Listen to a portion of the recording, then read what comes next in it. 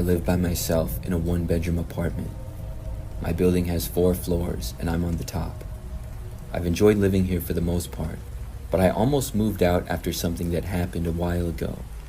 It's now been 4 months since the incident occurred. I had been living there long enough to know several of my neighbors and what they looked like. I would occasionally see them coming and going as I did. I wasn't really friends with any of them though. Well, one night, like any other, I went to bed at the time I usually did, about 10 o'clock. I remember waking up in the middle of the night though, and immediately hearing this noise. It sounded like my apartment door was being unlocked. The next thing that I knew, my front door opened up. When I heard this, I was suddenly wide awake, and I got out of my bed and stood up. But I didn't really hear anything else now. I was wondering what exactly was going on. After like a minute, I walked to my doorway, which was closed. Then I slowly opened up the door. Every light was off in my apartment, so I really couldn't see much of anything. About the only light came from my window, which was partly open, and there were some lights from outside. So I looked out into the rest of my apartment, and after several moments, I still didn't hear or see anything. There was a light switch that I could just barely reach. I felt around on the wall and then turned the light on. As soon as it came on, I saw that there was this random woman standing in the middle of my living room. It was one of the craziest things I've ever seen. But then I realized that this wasn't some random woman. She was one of my neighbors. As soon as I noticed her, she moved and started running away towards the front door. Then she left my apartment and was gone. I really had no idea what was happening, but I knew that the woman was not supposed to be in my place, so I called the cops. I waited around until they got there. The woman was my neighbor from down the hallway, and I had never even spoken to her, but I had seen her a few times here and there. After the police got there, I told them that my neighbor had somehow broken into my place. I gave them all the details of what happened. They went over to my neighbor's and knocked on her door. I remember that she acted like she had been asleep and had no clue what was going on. She completely denied the entire thing. I was afraid that it was going to just be my word against hers, but luckily, my apartment building had pretty good security cameras. After looking at them, it was clear that she had entered my place. Somehow, she was able to pick the lock. I honestly have no clue, but I pressed charges against her, and she was evicted shortly after. My apartment building also had to replace the locks. I really don't know why she wanted to get into my place. I'm really glad that I woke up when I did though.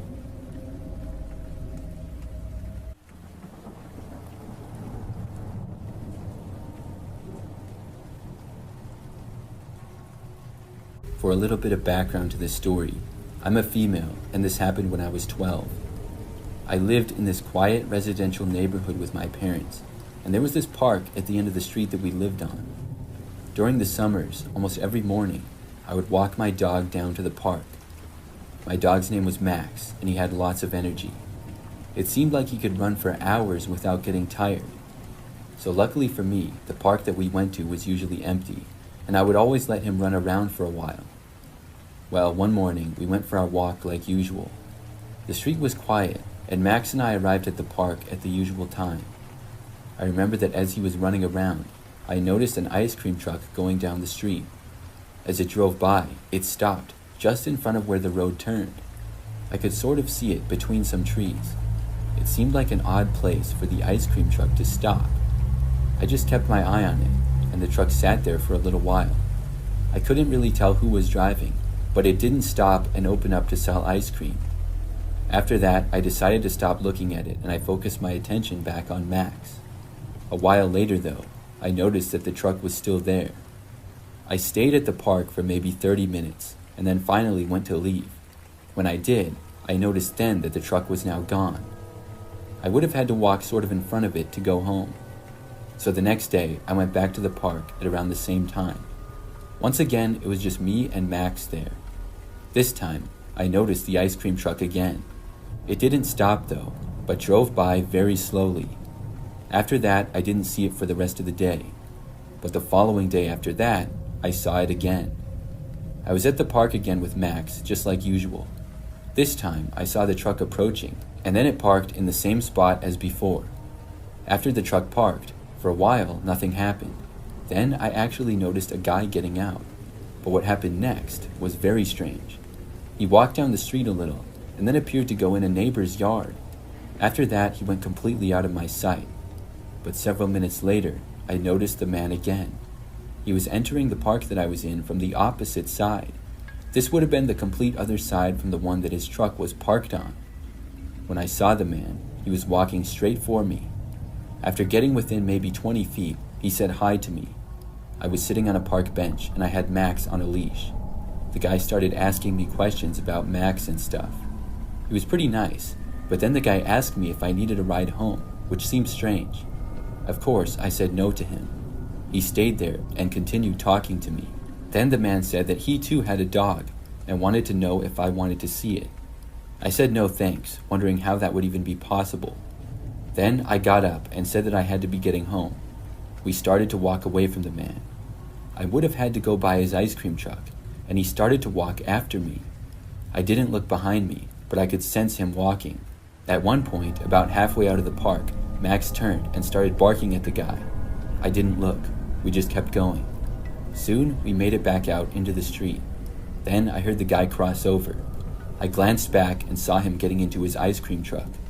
Max and I jogged the rest of the way back home, and we were able to make it. Moments after arriving in the front yard, I saw the ice cream truck approaching down the street. I ran and I hid behind my parents' car in the driveway. The ice cream truck drove by extremely slow, but I was confident that the man couldn't see me. Then I went inside. After that, I took a break from walking Max in the morning. Instead, we just let him run around our backyard for exercise. Eventually, though, I did go back, and I never saw that man again, luckily, or his ice cream truck.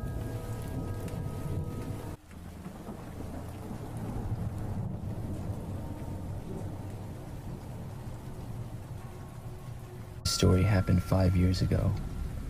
I have my own house and live sort of out there. I don't get many people at my front door. So one day as I was having some morning coffee, I heard the sound of my doorbell ring. I was slightly surprised by this, so I walked over and looked out the window. It looked to be one of those door-to-door salesmen or something like that. The guy wore a jacket and had a sort of clipboard with a pen in his hand. As I looked out the window, he noticed me and gave a friendly wave. I decided to go to the door and answer it, and just tell him that whatever he was selling, I was not interested in. I opened the door and greeted him. He said hi and complimented me on my house. I said thanks, but anything he was offering, I really wasn't interested in. Then I saw 3 men appear out of the side of the house that I couldn't see from my angle. They all started running towards me, and I tried to slam the door shut, but the salesman guy stuck himself in the way, and before I knew it, there were 4 guys in my house with me. One of them grabbed me by the arms, and another one told me that they needed some things, and I was going to wait in my room until they got it. They then stated that if I had enough valuables for them, they wouldn't hurt me. Now, I had a few valuable things in my house, but I didn't know what they wanted, and the thought of them hurting me made me want to get away. One of the men began to lead me down the hallway, and as he did, he gripped onto my right arm. The other men started to walk around the house in all different directions. I had an idea, and I knew it was a big risk, but I guess I just had a rush of adrenaline in the moment. As soon as we were passing by the bathroom in the hallway, I tugged away as fast as I could and broke free from the man's grip. I then got into the bathroom and slammed the door shut and locked it as quick as I could. The man was really close to getting in, but I think he was a little caught off guard by my actions. I knew he was going to try to break the door down, and I heard him try as soon as he realized the door was locked. The guy was pretty big, so I didn't doubt that he would be able to knock the door down before long.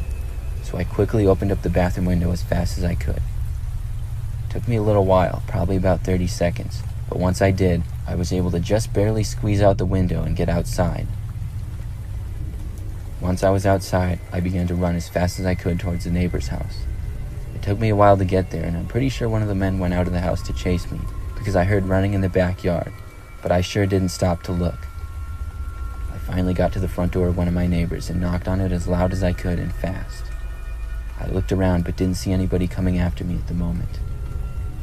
They opened the door after a little while, and I told them what was going on. My neighbor Margaret let me stay inside her house, and I called the police. They arrived a short time later, but by then, all the men were gone. When I got back to my house, it was a huge mess. They hadn't really stolen anything, but more so vandalized the place, breaking lots of things and just overall causing a huge mess. I had to use my insurance, but at the end of the day, I was just happy to be all right.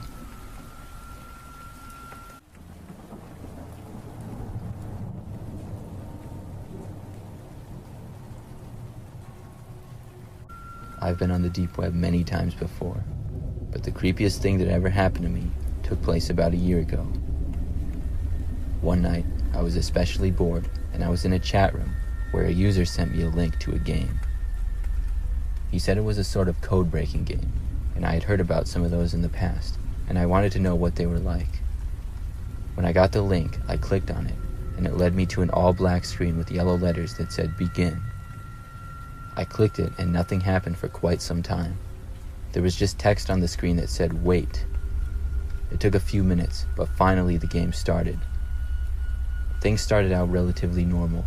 There was a few sort of codes that were easy to figure out, and suddenly the game seemed to stop.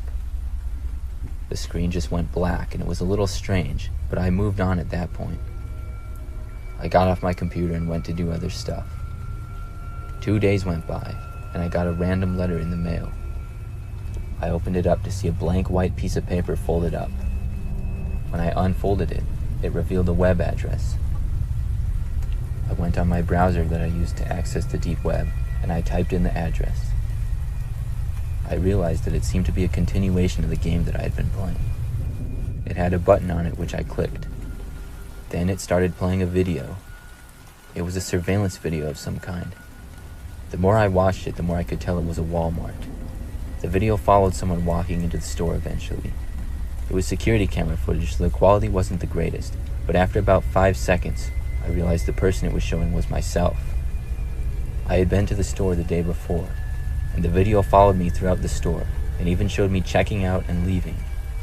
It then changed to a gas station security camera, a gas station that I had also been to the day before.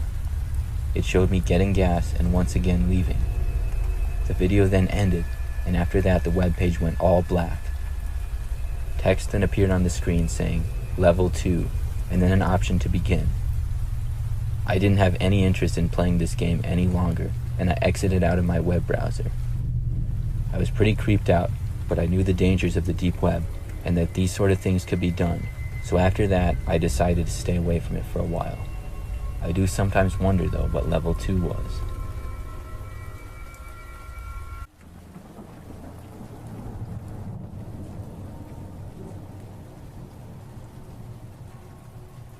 When I got my first job after graduating college, I didn't have much money, and I had to go move to a new city, so I needed a roommate for a while.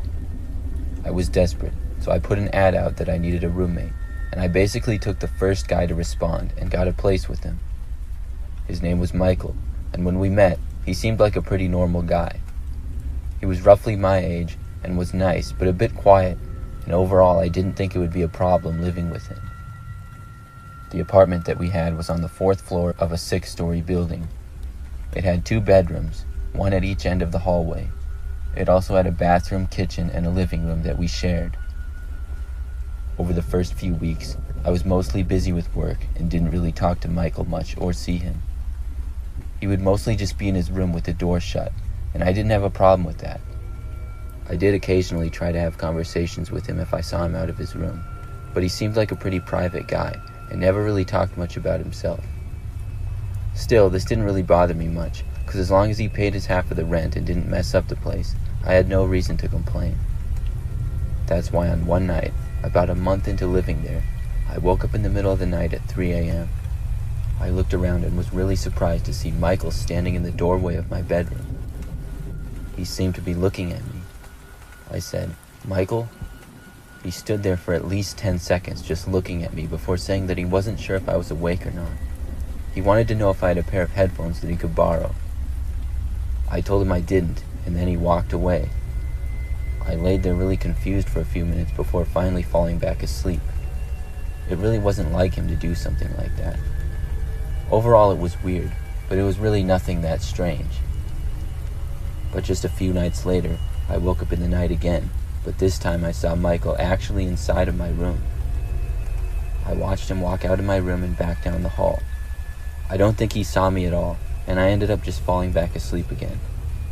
Then again, about a week later this time. I was not asleep yet, but I was laying in bed about to fall asleep, and I saw my door slowly start to open, and Michael just walk in without knocking or anything. He looked at me, but all my lights were out, and I don't think he could tell if I was awake or not. I asked him what he was doing in my room, and he seemed really startled to see me awake. He paused for a few seconds, and then walked to my hamper, which had a bunch of my clean clothes that I had just washed in it. He said he thought I had taken some of his socks by accident, and he couldn't find them. I really wasn't buying that excuse, but I told him to go ahead and look at my clothes. He looked around for a while and then just left. The next day, I decided to confront Michael and ask him why he kept going in my bedroom in the middle of the night. When I did, he played dumb and said that he only went in there one time. I told him I had seen him in there before, but he completely denied it. That made me start to wonder if I had made a bad decision on being so quick with my choice of roommate. I just hoped that after I talked to him, he would stop going in my room.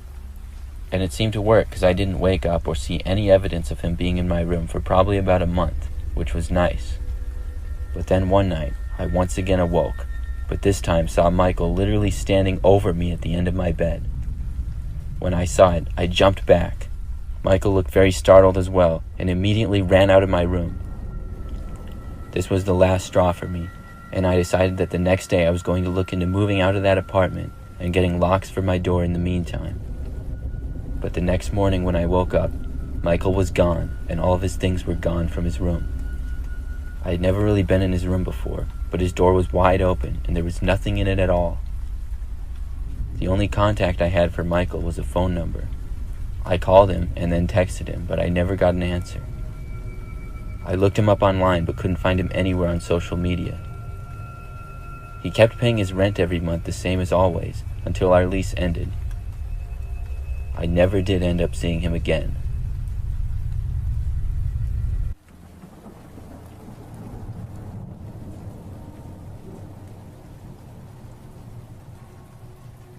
I live in a 2-story house with my husband. The house is pretty old, but has a decent-sized attic up top. We don't really use the attic other than for storage, which really comes in handy for keeping the rest of our house clean. Last fall, I was going up to the attic to get some documents. I hadn't been up there for quite some time. I opened the latch in the ceiling and pulled down the staircase which came down from the door in the ceiling all the way to the floor. I walked up, and when I got inside, I saw that some of the things in the attic seemed to be rearranged. We had quite a few boxes up there, as well as other junk, so that took up almost all the space in there, but I knew things weren't the way I had left them last time. It made me a little worried, but I thought maybe my husband had rearranged things up there for some reason. I knew this was likely the case, but as I was looking around in several of the boxes up there, I had a really uncomfortable feeling. The attic was actually kind of big, and I had to go all the way to the backside of it to find what I was looking for. I hurried up and got what I needed, then went back downstairs. I went straight to my husband and asked him if he had been in the attic recently. He casually said that he had been up there a couple of weeks ago. This made me feel a lot better, because I hadn't been up there in at least a few months. The next day, I went back up to the attic to put the documents back. Once I got up there, I went to the far end of the attic back to where the boxes where I kept them in were. I started to put them inside, and as I was doing this, I just barely heard my husband start to shout my name. I called out to him and asked what he wanted. He seemed to be frantically yelling my name. I turned and walked about 10 feet over to where I could see the entrance of the attic. I saw the door opening and my husband enter. He motioned to me to come over to him and was yelling at me. I ran over to him, but I was really confused. We both went back downstairs. He then got on the phone with police. I was shocked until my husband told me that after I had gone up into the attic, he said he entered the hallway to use the bathroom when he saw a man's arm reach down from the entrance of the attic. The arm then lifted up the staircase to the attic and closed the door. That's when my husband ran over and began calling my name. He said whoever did this was still in the attic. We left the house until the police arrived. They ended up finding a man who was hiding in the corner of the attic behind several boxes. They said he had likely been in there for a few days. It really gave me the creeps to know that I wasn't alone in there either time that I had been in the attic, and it wasn't my husband who had moved things around after all. I'm just really happy that my husband saw what was going on, or I don't know what would have happened to me.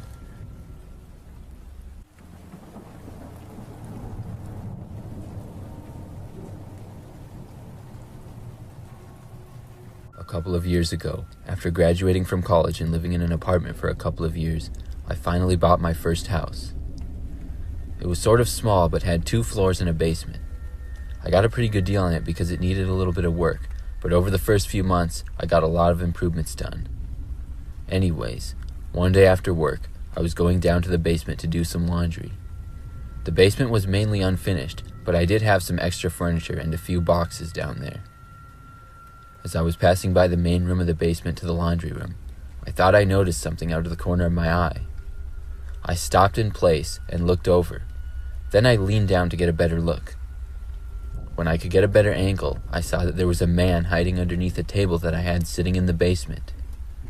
I must have been frozen in shock, because it took me several seconds to believe that there was actually some random guy in my basement. The man made eye contact with me, and then he moved. He got up from underneath the table and ran into a nearby room. The next thing I knew, all of the lights went out and I couldn't see anything at all. I figured he messed with the fuse boxes down there and switched them off or something. I literally couldn't see anything at all. And unfortunately for me, I had left my phone upstairs charging and couldn't use anything as a flashlight. I was probably about 15 or 20 feet away from the stairs, and I wanted to get out of the basement as soon as I could. I started to slowly walk in what I thought was the direction of the stairs. It was very quiet down there. Then I heard noises of moving coming from a ways away, but I couldn't tell exactly where. I didn't know who this guy was in the basement with me, or how he got in my house, but I was terrified at him possibly being dangerous. I quietly moved a bit faster towards the stairs, and when I thought I would be getting to the steps, I tripped on something and fell down. When I did, I heard more movement. This time it sounded like the guy was closer to me. I decided to crawl to the stairs, and I constantly felt around for the steps. Soon I was able to find them, and I began crawling up the stairs on my hands and knees. At last, I felt myself reach the door to the upstairs. Then I began to stand up to open the handle. When I did, I felt my right ankle suddenly get grabbed. Whoever it was had grabbed my leg and pulled me back to the ground. Then we started to go back down the stairs. As this happened, I desperately kicked my legs around as fast as I could. I could feel the man grabbing at my legs and trying to get closer to me. I could feel the man grabbing at my legs, trying to pull me down. I was able to get one really good kick in, and it seemed to get him in the head. I felt his grip loosen, and I quickly kicked away and stood back up, then opened the door. I wasted no time in shutting the door behind me and running to grab my phone. Then I ran out the back door to the house and called the police.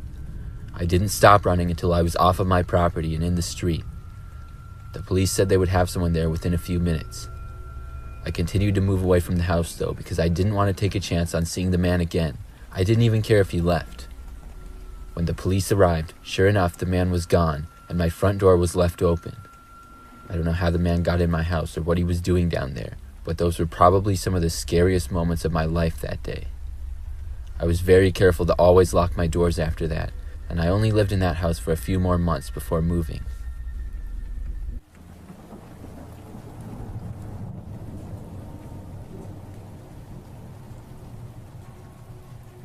This story took place 2 summers ago.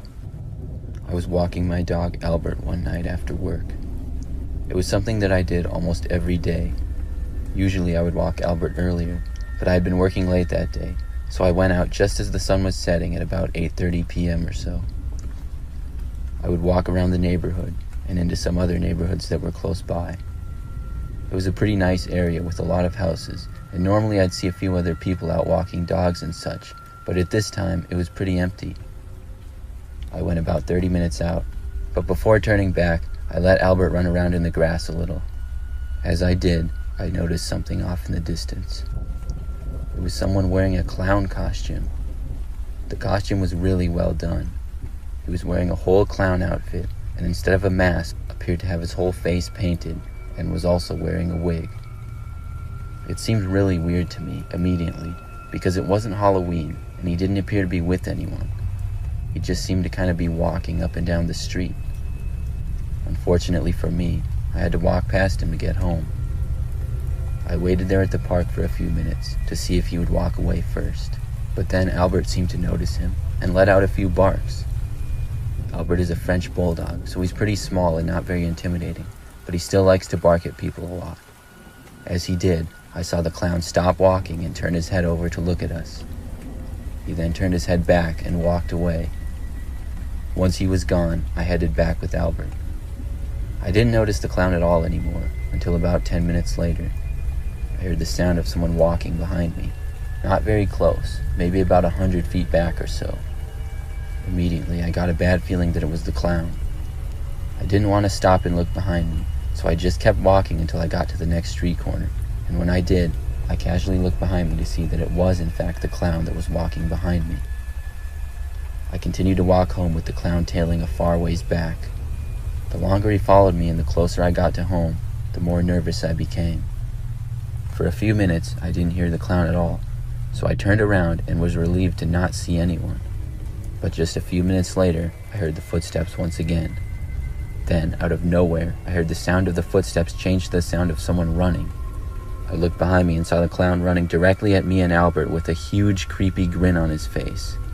At that point, I knew nothing else but to start running myself. I sprinted as fast as I could. Luckily, I'm in pretty good shape, and so is Albert. Even though his legs are pretty short, he was able to keep up with me as I sprinted down the street. I took a turn at the next block, and even though it wasn't the way home, I was trying to lose the clown. Then when I was at the end of that street, I turned again. At last, I stopped hearing the clown and looked behind me to see that he was finally gone. I walked a few more blocks and then went back to the way home. I was checking my surroundings constantly the entire way back. I was so glad to make it back safely without the clown following us, and decided I would try to avoid walking Albert at night from then on. I went to bed that night and slept great. But when I woke up the next morning, I opened the blinds to my bedroom window and noticed something. On my bedroom window, there was a balloon with the string taped to it. I got the chills when I saw it. The creepiest part is that I had slept with my windows cracked open all night, something that I often did during the summertime to get some fresh air in the house. I figured it had to be the clown that left the balloon, and it creeps me out thinking he was outside my window that night. But who he was or what he wanted, I still don't know.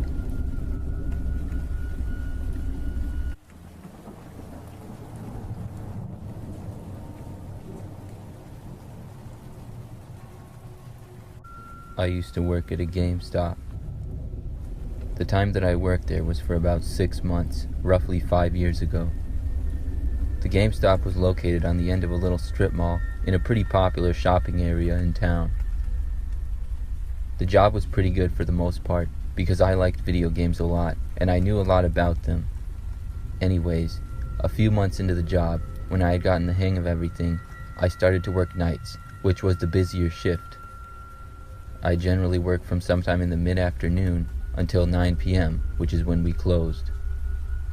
Things were busiest in the late afternoon, and then they would quiet down as we got into the night. One night, when things were pretty dead, I noticed a man come into the store and immediately go to the far corner and look at our PS4 used game section. He just kind of stood there though, not really seeming to be looking at anything in particular. He slowly paced a little and stayed in the store for roughly 10 minutes and then left. This wasn't anything to take note of, except for the fact that this happened every night for about a week straight. The man would come in at around the same time every night and stand by the PS4 section, but never buy anything. He usually had his back turned to me the entire time. However, he would occasionally look over at me. All I could get from this was that he always wore a jacket and hat, as well as sunglasses. I just got a little suspicious feeling, but then again, he never did anything wrong, so it was probably just me being over paranoid. Then one night, after work, I closed up the store and went to my car. When I arrived at my car, there was an envelope tucked into my driver's door. At first, I thought it was some kind of brochure, but when I got closer, I saw that it was a DVD in one of those little envelopes. It had no labeling on it of any kind. I didn't know what it was supposed to be, but being into technology, I took it home and put it in my computer to watch what was on it. I played it, and the first part was a man's voice speaking that I couldn't recognize.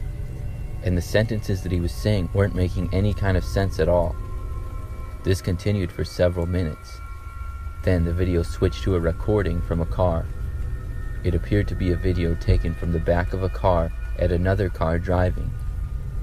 The video then zoomed in on the driver of the car, and that's when I nearly had a heart attack. I saw that it was me driving on the video. It showed me driving down the road, even making a few turns. Then the video cut out and went to another video of a car driving. This was also my car, except this time the video was taken from a car following me and on a different day. It showed me turn on several roads, and then onto my street and all the way into my apartment complex. Then it showed me get out of my car and walk inside. The video ended after that. I was really creeped out with what I had seen. I called a few of my friends and talked to them, hoping maybe it was some sort of a prank, but it wasn't. But back to the suspicious man that always came into GameStop and never bought anything. After seeing him on the night that I got the mysterious DVD, I never saw him come into the store again. That makes me think that the two were linked. But nothing else weird ever happened after that. I ended up giving the DVD to the police, and I moved a couple years ago.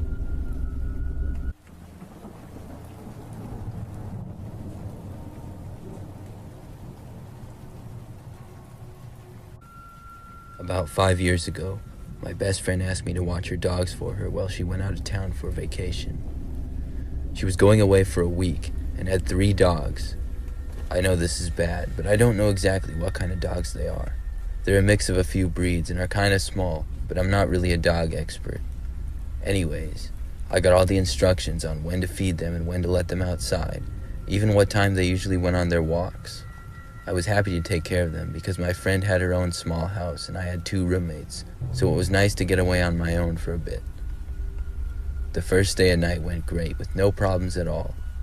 It was really easy because the dogs are always really well behaved and trained. The second night though, after I had taken the dogs out for the final time of the day and was about to go to bed, I was upstairs and heard the dogs start to bark like crazy from down in the kitchen. I went down to see what it was. The dogs usually always stayed in the kitchen, where their bowls were, and even though they were well trained, they had a divider put up between the living room at night just to be safe. When I got down there, I saw that the dogs were jumping up and down and going wild. I went over and looked out the back door, but didn't see anything outside. Then I realized that I hadn't locked the door, so I quickly locked it and then tried to calm down the dogs.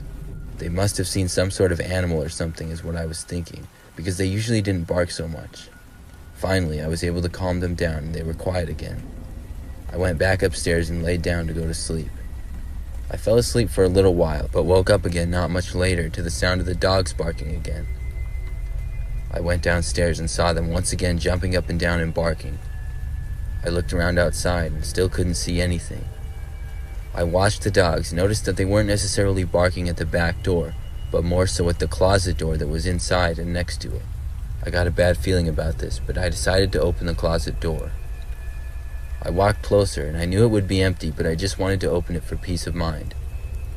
I got to the handle, and just when I was about to grab it, I saw it start to turn on its own. This caused me to back up and immediately run upstairs. I got into the bedroom and locked the door behind me. I heard the sound of someone walking downstairs and the dogs start to go crazy once again. Then I heard footsteps start to come upstairs. At that point, I took out my phone and I called the police. I ran to the far corner of the room and talked to them. The footsteps came up the stairs, but I never heard anyone try to open the door to the room I was in. After the police let me know they would be on their way, I listened closely, but I didn't hear any more noises. I didn't dare move and I kept silent. It felt like forever that I was sitting there listening for any kind of noises, and I fully expected whoever was there to try to come in the room, but the entire time I waited there and I heard nothing. I knew the person had to be upstairs still, because if they went back downstairs, it would likely set the dogs off again.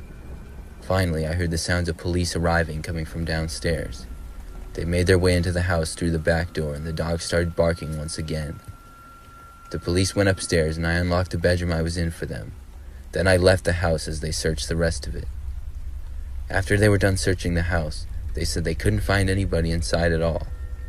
I even went inside with them to search again, but there was nobody in there. I don't know whoever was there because I never saw them, but I really don't know how they left.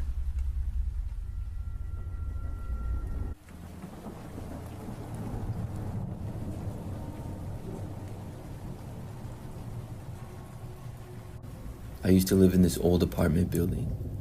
My name is Sabrina, and this took place about 5 years ago now. My place had 1 bedroom and 1.5 bathrooms. Overall, it was not the greatest, but I didn't mind it. I was on the 2nd floor, and there were lots of other people living in the building. But several months after I had started living there, I got a new next-door neighbor. His name was Arthur, and he was a creep from almost the very start. I know that the way he met me was strange enough. I left my apartment and was walking down the hallway. He came up behind me and tapped me on the shoulder, startling me. Then he introduced himself, and it was really awkward. He told me that he lived next door and stuff, and from that point I thought maybe he was just an awkward guy. But he spoke to me a couple more times and didn't really seem shy or anything. In fact, the next time that I saw him, he was just standing out in the hallway, not really seeming to be going anywhere. When I left my place, he approached me and asked me if I wanted to come over to his place. I said that I was busy and I had to go somewhere, and I declined. After this, Arthur tried to ask me out a couple of times when he saw me in the hallway, but I said no each time. He struck me as a little bit odd and creepy. All of these interactions with him happened within the first month that he lived there. It was starting to get annoying, because it seemed like almost half the time that I left my place, he would leave after me or be in the hallway. Then, one night, I was in my apartment and went to take out my trash. We did not have a trash chute on my floor, and we had to walk all the way down to the basement to take it out. So I got on my flip-flops and left my place and walked down to the basement. I was gone for maybe 2 or 3 minutes at most. Then I returned to my apartment and went back inside of it. It was kind of late at this point, and I was tired, so I decided to get ready for bed. I wasn't necessarily planning to go to sleep right away, but probably just watch some shows in bed. So I started to go around and turn all the lights off in my place. When I passed by my broom closet, I was sure that I heard a noise inside of it. This was very weird. I didn't know what it could be. The last thing that I was expecting was for a person to be in there. But when I opened the door, I saw Arthur standing right inside. I jumped back and started running for my bedroom. Arthur emerged from the broom closet and then actually started going after me. After I got inside my bedroom, I slammed the door shut, but I didn't have enough time to lock it. Arthur was there within seconds, and I saw him starting to open the door. I had the half bathroom attached to my bedroom, and I ran for that door. I got inside and shut the door behind me just after Arthur had gotten inside of my bedroom. This door had a slightly different lock, and I was just able to lock it on time before Arthur reached. He then tried opening the door and then started banging on it. Fortunately, I had my cell phone in my pocket. I dialed 911 as fast as I could. Neither Arthur or me said anything in this time. After trying to open the bathroom door multiple times, Arthur then started banging on it. I finally spoke and yelled that I had called the police. Then I talked to the 911 operator. I told her exactly what was going on. In this time, Arthur finally walked away from the bathroom door. However, I couldn't tell if he had left my apartment or was just in the other room, so I stayed hidden in the bathroom. It felt like forever that I was waiting until the police showed up. In that time, I didn't hear anything, and when they got there, I finally came out of the bathroom, but Arthur was not in my apartment anywhere. I told the police where he lived, which was obviously right next door, but Arthur had left. Eventually, though, the police were able to locate him. Apparently, he had gotten into similar trouble in the past and had a bit of a history. I obviously didn't lock my door when I went to take out the trash that night. Arthur must have just walked right in and hid in my closet. I'm glad that I found him when I did, even though that made for one of the scariest moments of my life.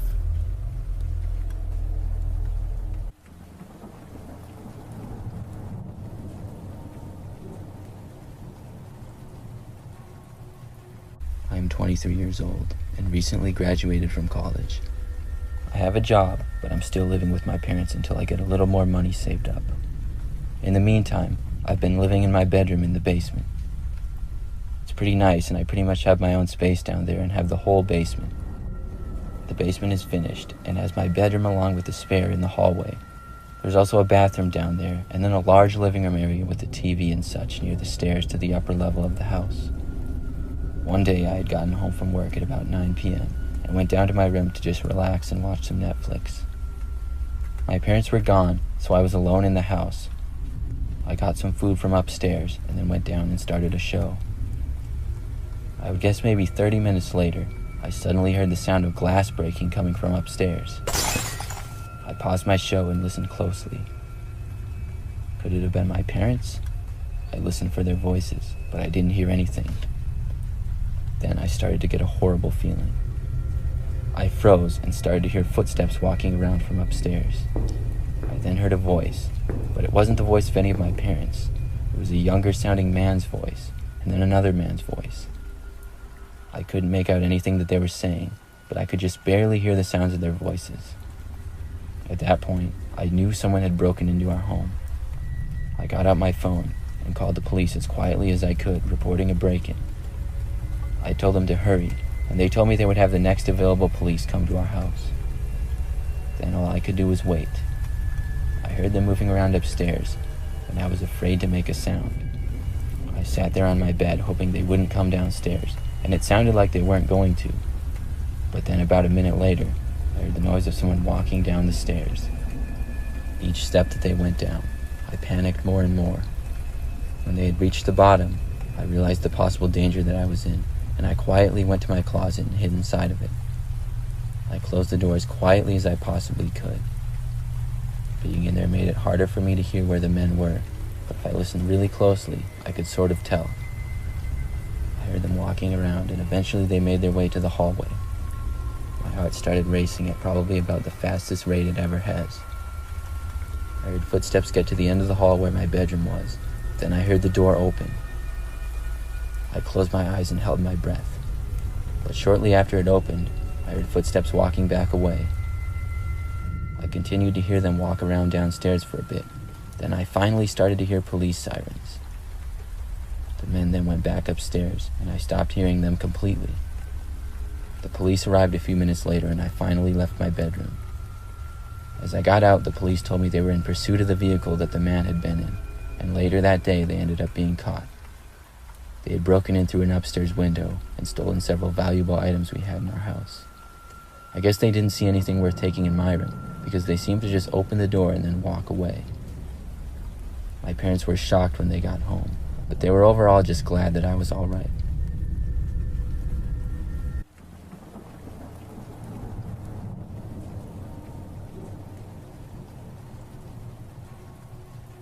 This is something that happened when I was 11 years old. It was a warm summer day, and I was outside of our house in the front yard. I don't remember the exact time, but I would guess maybe 6 or 7 p.m. I remember that there was this kid named Mikey who lived on my street. Our neighborhood was very large. There were many streets, and each of them had a bunch of houses. So there were a few kids that I was friends with who lived nearby. I remember that I saw Mikey walking down the street, and when he saw me, he waved. Then he approached me in the front of our yard. I remember that Mikey then told me that there was an ice cream truck in the neighborhood. Obviously, on such a hot day, I wanted to go and find it. So Mikey told me to follow him, and he said that it was just one street over. Mikey told me that his friend who lived on that street told him about it. So I remember that we set out and started walking to the end of our street to then go to the next one over. Well, when we got to that street, the ice cream truck was no longer there. We figured that it was just driving around, and Mikey's friend was on the street and told us that he thought it went to the next street over. We realized that the truck would probably still be close by, so we decided to go there. I remember that we went to the next street over from that, but things weren't as simple as they sound. The neighborhood streets were not all the same. Some were a little curved or slanted. Some were also longer than others, and there were occasionally small parks and things like that. So we ended up getting confused pretty easily. After not seeing the ice cream truck on the next street over, we thought that it still might be close by and kind of wandered around a couple of streets. I'd never really been over there before, and I kind of thought that Mikey knew where we were going, but apparently not, because after walking for like 10 minutes, Mikey said that we were lost, and there was no ice cream truck in sight. So I said that we should probably head back, and Mikey agreed. However, we did not know what direction was the right way. Naturally, we tried to just go back the way that we had come from, but then we made a wrong turn somewhere. We were probably just walking farther in the wrong direction, and neither of us had cell phones or anything like that. So after walking for what felt like a really long time, we were still not quite sure as to where we were, and we never even found the ice cream truck. Then, after coming around the corner to this one street, I noticed a kid in the front yard of one of the houses. I didn't recognize him, but Mikey did. When we saw him, Mikey shouted hi to the kid, and the kid started waving us over. We went into the front yard, and Mikey started talking to this kid. I don't remember what about, but I was not really a part of the conversation. I was a pretty shy kid back then, and they were not including me on the conversation. It was as if I wasn't even there. Then, all of a sudden, the kid invited Mikey inside, and they started walking away from me. I was 90% sure that I wasn't invited to go into the house, but I didn't know what to do, so I kind of started to follow them. Then Mikey turned to me and said, "See you later, man," and that made it clear to me that I couldn't go in. They walked into the kid's garage, and then they went into his house through another door. I stood there in the driveway. What I should have done is yelled to him, "Wait, so you're just gonna leave me here? You know that I don't know how to get home." I should have at least gone to the house and asked the kid's parents to call my parents, but that just didn't come to my mind. I was a shy 11-year-old kid. Instead, I walked out of the driveway and back onto this random street. By now, the sun was actually starting to set. I was mad at Mikey and angrily walked down the street for a while, but I still had no idea as to where I was. As I kept walking down random streets hoping to see something familiar, it slowly got darker and darker outside. I wasn't really seeing anybody else outside at all. As I walked down one street in particular, though, I came around a corner and this one guy stepped out from behind a parked car. He was wearing a hooded sweatshirt. After I sort of passed him by, I noticed him start to walk after me. He was kind of a long ways back, but I did notice he walked to the end of the street when I did. When I got to the next one over, he was still there. The distance between us was at least 50 feet. I kept walking to the end of the next street, and the man was still there. But then I saw something that was finally familiar to me. It was a busier street that was connected to the one that I lived off of. I would just have to follow that to my street. When I got there, I started to walk along the sidewalk. I noticed that the man was still there, and he was the same distance back, and he was now walking down the sidewalk too. I did feel a little better here though, because occasionally a car would pass by on the road. I finally realized where I was, and I knew that my street was coming up on the left. Finally, I saw it. As soon as I reached my street, I just started sprinting. I ran as fast as I could, and I didn't bother to see if the guy walking behind me would chase after me or anything. I was able to get to my house, and then I ran inside. It felt amazing to finally be back home. After that, I was really mad at Mikey. I didn't talk to him for weeks. We were never really that close of friends, but that was a terrible thing that he did. I'm happy that I was able to find my way back home that night.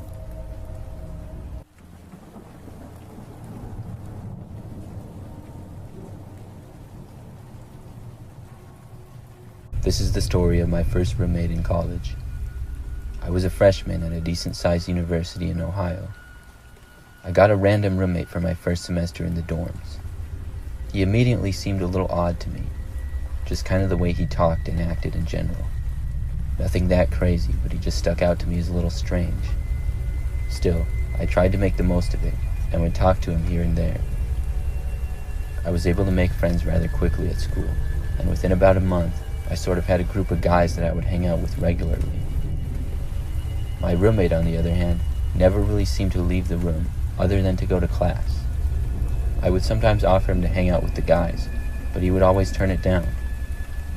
Whenever I would leave the dorm, though, he would always ask me where I was going and how long I was going to be gone for. I found that sort of annoying because it's not like he was my older brother or something, but if I was going to be out late, I always made sure to tell him. One day, when I happened to be at the dorm, and my roommate was away at class, I was drinking a bottle of water, and when I was done with it, I threw it across the length of the room to try to make it in my garbage can. I missed though, and it bounced away to my roommate's side of the room and kind of went under his bed. I went to go grab it, and as I was picking it up, something caught my eye. It was a storage box that was slightly open and underneath another box, but I could see some photos in it. I admit that my curiosity got the better of me, and I decided to open the box. I had to move the box on top of it to get to it, but I opened it very carefully. I thought initially that it was maybe family photos of my roommate, but when I started looking through them, I became really weirded out. There was many photos of random students walking around on campus. All of the photos were candid, and many looked like they had been taken from our dorm room, which had a nice view of the campus. There were probably over 100 photos, and some had multiple of the same person. They all appeared to be taken at a far distance, and the camera was zoomed in. Then I found a photo of myself when I was walking to class one day. I decided to put all the photos back as I had found them. I closed the box and got back to my side of the room. My roommate came home later that day and went on his computer. After several minutes, he asked me if I had been going through his stuff. I admitted that my bottle had rolled under his bed, and I moved his box a little, but I didn't tell him about seeing his box of photos. He said okay, but seemed to be a little upset. That night, I decided to hang out with my friends like I often did, and told my roommate that I'd be back by 11. It happened to be a Friday night, and my friends and I stayed out a little bit late, and I lost track of time a little. I went to one of my friends' houses after, and saw that I had a text from my roommate asking me why I wasn't back yet. It was 11:10. I texted my roommate saying I was on my way back, and he replied that he had a surprise for me. My roommate was not normally one to make jokes, and something about that text just rubbed me the wrong way. I went back to the dorm, and when I did, I got to my room and opened it to see my roommate immediately come charging at me. I closed the door quickly and ran out. He didn't chase me and stayed in the room. I was legitimately worried, so I decided to call the campus safety, and they showed up a few minutes later. I went away from the room and went back to my friend's house. I was later told that my roommate was found hiding behind the door and tried to attack the campus safety officer. Police were brought in, and he was arrested. I got to live in the dorm by myself for the rest of the year.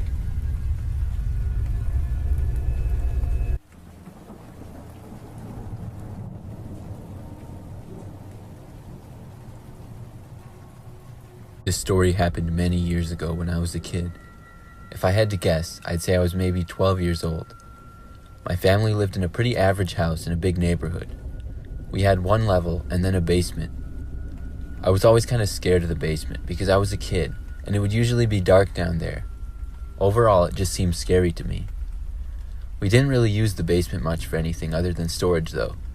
We did have a little setup of an old couch and a couple of chairs with a TV, though, but it was only used occasionally. One night when my parents were gone, it was just my older brother and me at home. I had to go down to the basement to get something, and as I opened the door to the dark basement, I was immediately a little bit scared. I ignored the feeling, though, and turned on the light and then walked downstairs. I went down there and noticed that something looked different. As I got closer, I saw that all the furniture that was set up in the basement had been rearranged. It was as if someone had moved everything to the other side of the room. It wasn't really messed up, but just rearranged. I was startled and ran back upstairs.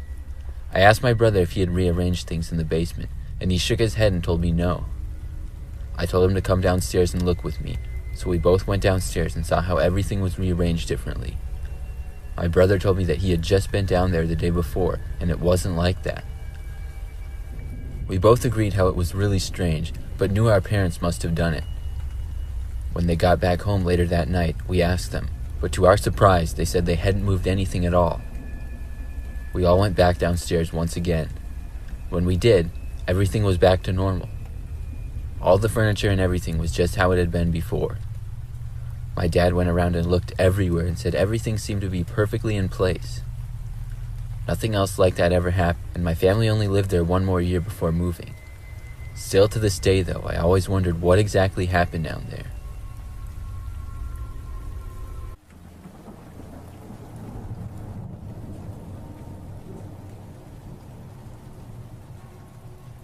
This is something that happened to me a few years ago.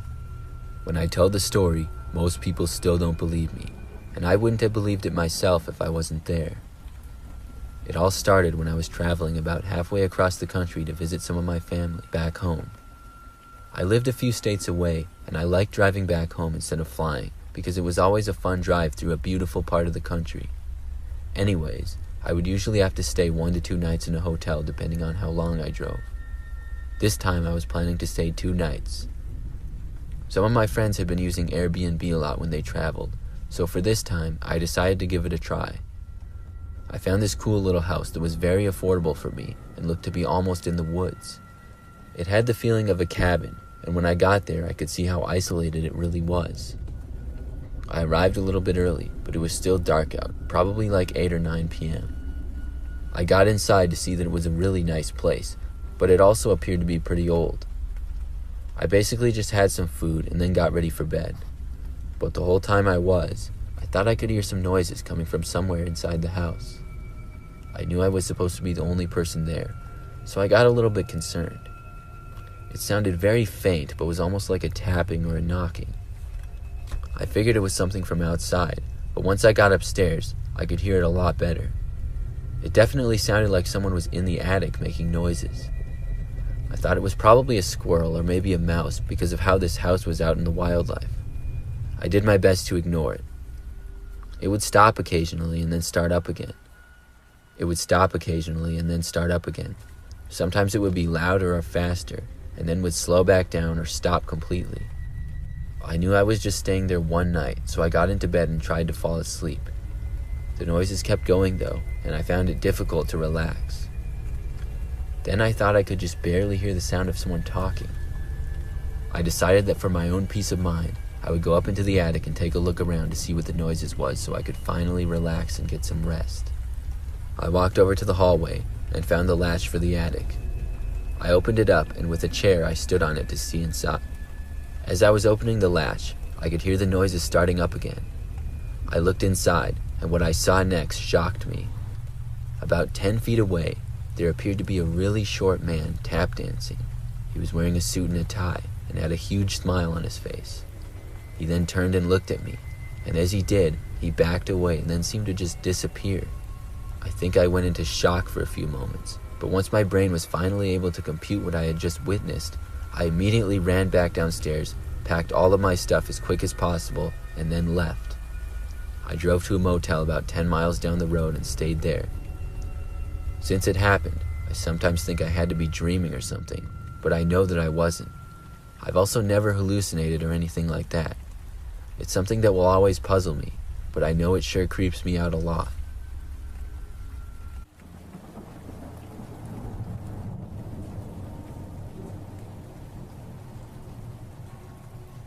This story takes place a few years ago when I was in high school. I was about 15 at the time and was home with my older brother who was a senior in high school. It was a rainy night and our parents were both gone. We were sort of bored and had always been a little curious about the deep web, so we decided to go on it and give it a try. My brother said he knew how to access it, and we used an old computer in the basement because we were afraid of potentially getting hacked or something. Still, we were very curious, so after my brother was able to get into the deep web, we searched around some random stuff before finding a chat room. We talked a little bit in the chat room to some people, and before long, we were sent a link by a user with no context. I warned my brother not to click the link, but he did anyways. As soon as it was clicked, the computer locked up. Then the screen went all black. It caused the whole room to go pitch black, as we had all the lights off in the basement and could only hear rain falling from outside. We thought the link had crashed the computer and maybe even broke it. I figured it was some sort of prank by the user. My brother tried pressing several keys and even moving the mouse around, but nothing happened. We decided to leave the basement and went back upstairs, thinking we had broken the old computer. We discussed what to do for a couple minutes and then went back downstairs. But when we entered the room that the computer was in, we froze. The computer screen had what appeared to be a man in a really creepy clown mask with a black background. He was just staring into the screen and smiling. We thought it was some sort of creepy video, until the clown pointed at my brother. My brother moved farther away, and the clown continued to point at him as my brother went across the room. This caused my heart to start pounding. The clown then turned and pointed at me, and then waved his finger for me to come closer to the screen.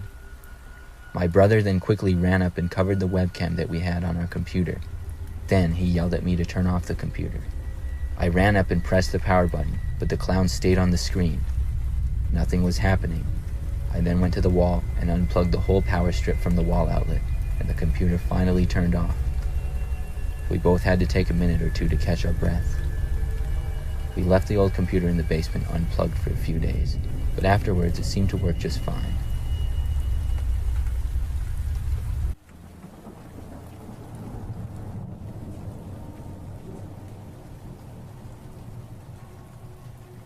I live alone in a house. I've only lived here for a couple of years, and I would describe the neighborhood as quiet. There are a lot of other houses around, and most of the neighbors are very nice. Well, last year, I had hardly ever seen my next-door neighbor to the west. Only once or twice did I ever notice her. As far as I knew, there was just one woman who lived there. Her yard was right next to mine, so I would have been able to see if she ever went outside, but I never did. It was a little bit mysterious, but not something that seemed that crazy. Well, one night I was home and it was pretty late. Before bed, I was getting my things ready for the next day. I realized that I couldn't find my wallet. After looking around for a few minutes, I thought that maybe I forgot it in my car. Sometimes it would fall out of my pocket. My car was parked in the driveway, so I left my house and walked outside. It was very dark and quiet. I went out to my car and opened up the driver's door, and sure enough, my wallet was sitting there on the seat. So I picked it up and then started to head back inside. But as I did, I noticed that my next door neighbor was outside. She was standing in her yard, not that far away, and kind of looking at me. It seemed kind of weird to be out this late, and I didn't really know what she was doing. I just turned and walked back up my driveway to the house. Then I went back inside. As I got back into the kitchen, I put my wallet back on the counter where I usually kept it. Then I was going to head into the other room. Except that's when I noticed out the window that my neighbor was now in my yard. She had seemingly walked over and was now right next to the driveway. I was wondering what exactly she was doing over here. Then I watched as she walked right up to my window. She then went right up next to it and started looking inside of my house. It was really strange. She didn't wave at me or anything, but appeared to be looking in my direction. Then she moved down really quick. I didn't know what to make of it, so I left the room. But a few minutes later, I went back into the kitchen to see if she had in fact left, but she didn't. She was now standing at another window and looking in. I didn't know if she could see me or not. I wasn't that close to the window, and when I noticed her, I sort of moved back and around the corner. I watched her, and she was just staring into the window. She kept looking in for like 5 minutes straight. Then, finally, she moved away. After that, I went over to the window and I watched her going back into her yard and then back inside of her house. I was so confused by this whole situation. After that, I just went to bed though. I didn't really know what to do. And I didn't see my neighbor for months after that. Since then, I've only seen her a couple of times. I've never brought up what happened. I still don't know what she was doing.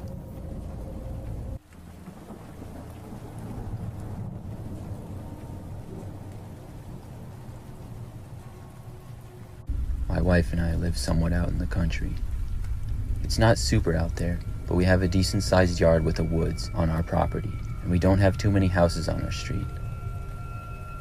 One night, my wife had gone to bed already, and I was staying up late watching a sports game on TV in the living room. When the game was over, I turned off the TV and then turned off the lights in the living room. As the lights went out, that gave me a clear image of our front yard, and something caught my eye as it did. I noticed there was someone dressed as a clown, complete with a mask and everything, just standing in the front yard staring directly at me. It was extremely unusual in my neighborhood to see anybody walking down the street, and we had a fairly long driveway, so I was shocked at the sight of a clown in the front yard. He didn't take his eyes off me, and I walked over to the front door. The closer I got, the creepier the clown looked, and I opened the front door just slightly and stuck my head out. He was pretty far away, but I wasn't going to take any chances. I had planned to yell at the clown and ask him who he was and what he wanted, but shortly after I opened the front door, I saw the clown run away and disappear off into the woods. Now this was also concerning, as those were our woods, but I hoped he would just run off and that would be that. I stayed up a little while longer, even went all around the house making sure every window and door was locked before finally deciding I would head to bed. I fell asleep rather quickly, but was woken up sometime in the night by my wife. She said to me, "Do you hear that?" I listened closely, but heard nothing. She then told me that she woke up to what sounded like someone knocking on the front door. Just then, there was more knocking. It was like a really fast and constant knock. Not a very hard knock, but just very constant and rather fast. This time, the knock continued for a good 15 seconds straight before stopping. I figured it had to be the clown. I told my wife about seeing the clown in the yard, and she suggested calling the police. I slowly got out of bed as the knocking started up again. This time the knocking did not stop and just continued at the same fast pace that it had been at before. It was seeming like it was slowly getting louder and louder. I slowly walked towards the living room and tried my best to remain out of sight the entire time of the clown. Once I got there, I could barely see that it was in fact the clown that had returned to the window of the front door. As he continued to knock, I started to hear laughing from the clown, a really creepy laugh. At that point, I yelled in a loud and firm voice that I had already called the police and they were on their way. Of course, I hadn't actually called the police yet, but I wanted to see if I could scare him off. It seemed to work, because I didn't hear any more knocking after that, and he seemed to walk away. I don't know why that clown went to our house, or how he even found us.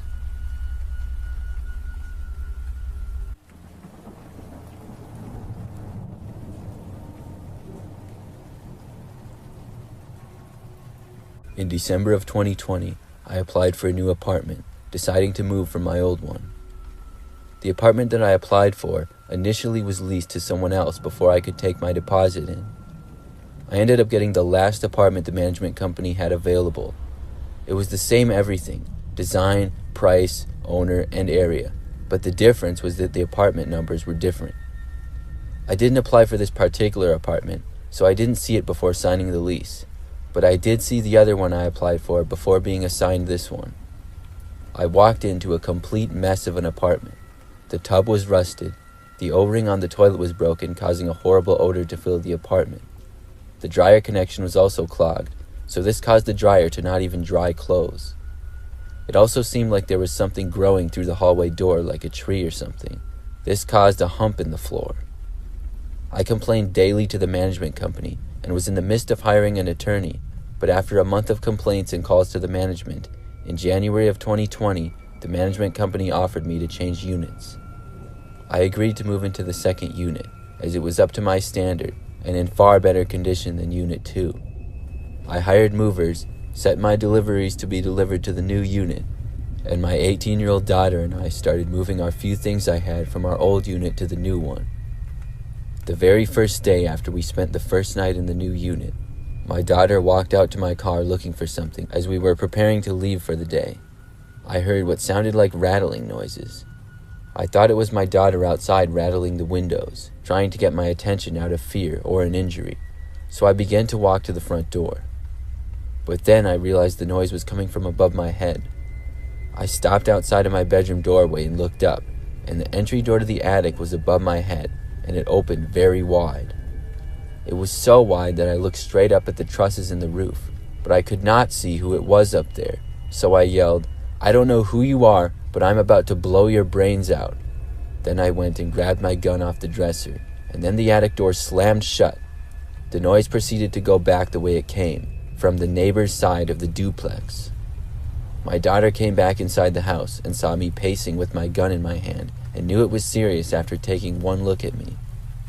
She asked me what was wrong, and I told her the story, so she urged me to call the police. I called 911 going along with her suggestion, and the sheriff came out and they stuck a mirror inside the attic. However, nothing was found in the attic, and they revealed that they had received a call exactly like that before, but in another unit. I knew it was my old unit I had just moved from because it had the latches on the attic door. The sheriff went to the neighbor's house and asked him, and he denied even being home at the time. I found that strange because it wasn't even 3 minutes later. Although I couldn't see who it was, I truly believe it was my neighbor. I'm just grateful that whoever it was decided to try it at the old unit and not the one we were at while we were asleep. I did not move, although I know I had the perfect grounds to break the lease and be done with this company and these apartments. But I had just spent over $2,800 with moving. I was exhausted at the thought of moving again. However, I had someone put in the same type of latches that the other unit had on the attic's door entry, and I called a security alarm company for an alarm system. I had a motion detector installed in the attic, and I also had a sensor put in the attic so that I'm notified if it's opened.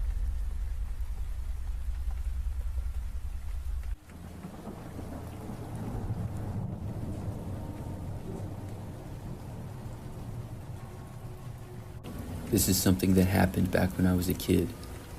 I was about 8 or 9, and back then I used to play out in the street with my friends. During the summertime, most of the neighborhood kids would all hang out. I remember that we would all have to go inside by sunset typically. So one evening, I was on my street, a ways down from my house. I was hanging out with about 3 or 4 other kids who lived nearby. I don't remember exactly what we were doing, but I know that the sun was starting to set. After a little while, 2 of the other kids had to go, and I was thinking that I should probably go back soon as well. However, I did not immediately go inside.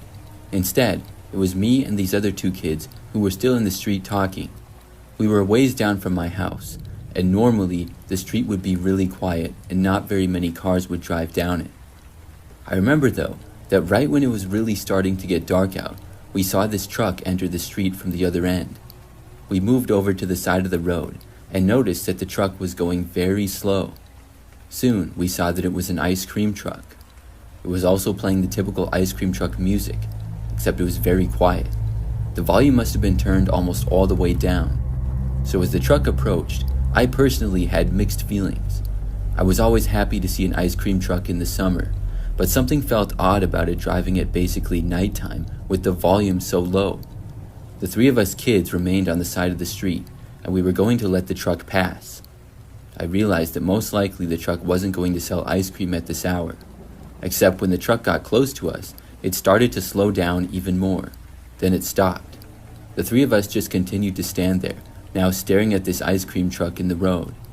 The truck just sat there running for what felt like a long time. I was really curious about this situation. Then, finally, the driver's door slid open. A man stepped out and said hi to us. We said hi back to him. The man then asked us if we wanted some ice cream. He said that it was the end of the day and he had some leftover that we could have for free. This sounded good and I was quick to say yes, but then the man told us to go ahead and get inside of his truck. He moved back and was going to open the back door, and that's when I had a sort of bad feeling about it. There was just a bit of suspicion that I probably shouldn't be going inside of the truck. The other 2 kids started to walk over, and I didn't know what to do, so I just started following them. I was telling myself that nothing bad would happen, but I remembered that as we made it around to the back, and this guy was standing there just inside of the truck, I heard my sister's voice. I looked over, and my house was probably like 100 feet down the street. My older sister was yelling at me to come inside, because I wasn't supposed to be out past dark. When I saw her, she was standing at the edge of our yard. Then she seemed to notice the ice cream truck and stuff. My sister would have been about 15 at the time, so a lot older and more mature than me. She asked what was going on and started to walk closer. That's when the ice cream man suddenly closed the back door to the truck. The other kids that I was with took off running in the other direction to go back to their houses.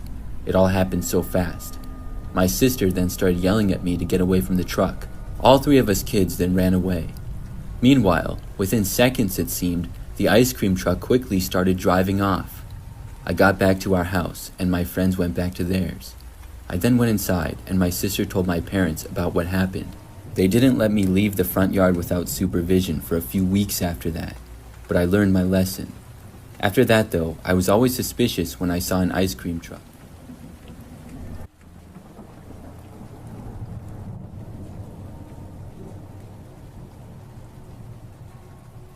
I was a little younger.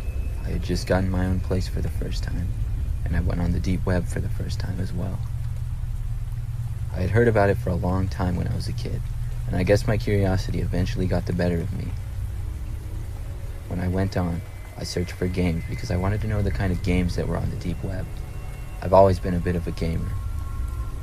I explored many different websites, just kind of browsing around. They had a lot of pretty normal types of games, and then a few weird ones as well. Over the next week or so, I explored the deep web and played around with a few games. Then one day, I came across this really weird looking game that was sent to me in one of the gaming forums I went on. I clicked on the game, and I saw that the graphics were sort of crude and looked like the 3D graphics from an early 90s video game. I decided to play the game, and when it started, I was a character in a house.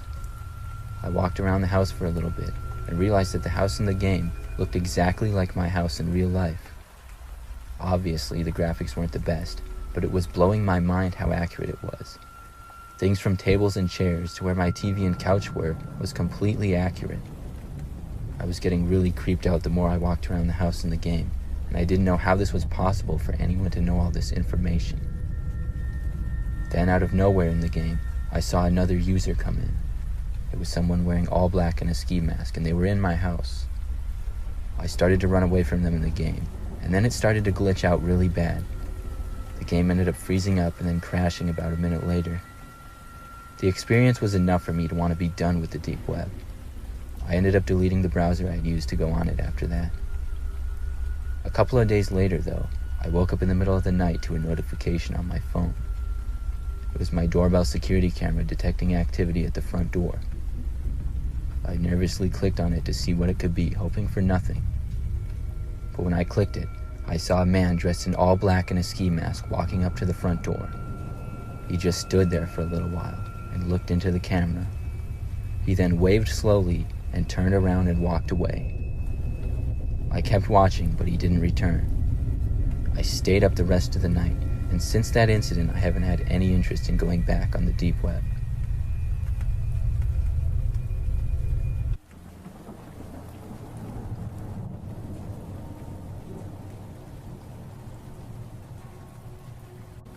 I worked as an overnight grocery stocker manager for 19 years. This happened about 15 years ago, and I'll never forget it. It was a regular night shift, and we had no incoming deliveries, so it was just the crew and I backstocking. Occasionally, someone from the meat department would stay late after hours and do a deep cleaning of their area about once a week. It was just after midnight when Mary, who worked in the meat department, came up to me. She was visibly shaken, in tears, and almost out of breath. She told me that there was a man standing in the meat department dressed in all black, motioning for her to come to him. She said she was scared and didn't know what to do.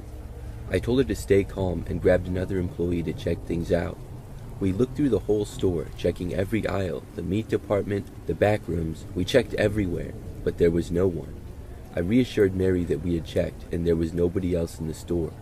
It felt strange, but I tried to brush it off. Maybe she was just tired, or maybe she had imagined it. But to be honest, I still felt uneasy. Our closing manager always did the final walkthrough to make sure that everyone was out, and it was just us workers. After that, Mary went back to finish her work. I tried to get back to mine, but only a few minutes later, she came back up to me again, this time in full panic mode. She said that the man was back, standing in the meat department, motioning for her again. I told her to stay with me, and I grabbed the other employee once more. We looked around again. Nothing. No man or strange figure, just the empty store. At that point, I told Mary that she didn't have to finish her cleaning and she could go home for the night. I wasn't going to push her to work if she was that shaken up. She seemed relieved and left. The next morning, when the store manager came in, I told her what had happened. She didn't seem too concerned. She just pulled up the camera footage from the night before to see if anything strange had been caught on tape, but there was nothing. No sign of anyone standing in the meat department. Nobody in the store who shouldn't have been there. It was all business as usual on the cameras. The manager seemed to brush it off and said that it was probably just stress or exhaustion getting to Mary. The manager did mention that Mary had told her a strange story a few nights before about a customer in the store who had a knife. She hadn't said much else about it, but the manager figured Mary had just been stressed out and needed some time off work. The next night I came to work, someone told me that Mary had passed away. She had gone home after work the night I sent her home, went to bed, and never woke up. A cause of death was never identified. Mary was only 40 years old and was a healthy person. I've worked plenty of overnights since, but that was the weirdest thing that ever happened on my shift. It still gets to me sometimes, even though it happened decades ago now.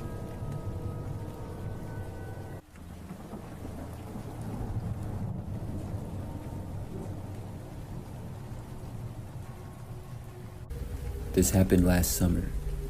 I was driving home from work one night. I often work all kinds of different hours, and on this night in particular, had worked very late. I left at probably about 2:30 in the morning, and the drive back home usually took about 20 minutes. So by this time of night, the roads were very quiet. After getting off of the highway about 5 minutes into the drive, I didn't see any other cars for a while. But I remember that I came around a turn, and a very short time later, I saw these headlights behind me. I could tell that it was a larger vehicle, like maybe a truck, but I didn't think too much of it. So I kept driving down the road, and eventually I had to turn. I remember that when I made this turn, the vehicle behind me did as well. But not only did it turn with me, but right after the turn, it increased its speed. Now the vehicle was much closer to me than before. We were the only two vehicles out on the road at this time. As it got closer, I started to hear like a kind of music. I remember that after a couple of minutes, I rolled down my window slightly. That's when I realized that this truck behind me was an ice cream truck, and it was playing the ice cream truck music. This seemed really strange. Why would an ice cream truck be out driving at almost 3 o'clock in the morning and playing the music? I kept going, with the truck driving right behind me. Eventually, I had to turn again. When I did, the truck behind me turned as well. After going around the turn, I was able to see that it was in fact an ice cream truck. The closer that I got to my house, the more confused I was. But the truck ended up following me all the way to my street. Then I went down my street and I pulled into the driveway. The truck did not pull in after me, but instead it kept going a little bit farther. Then it stopped, basically in the middle of the street, sort of in front of my house. I quickly got out of my car and then went inside. After I got in the house, I looked out of the window. The ice cream truck was still there, sitting in the middle of the road.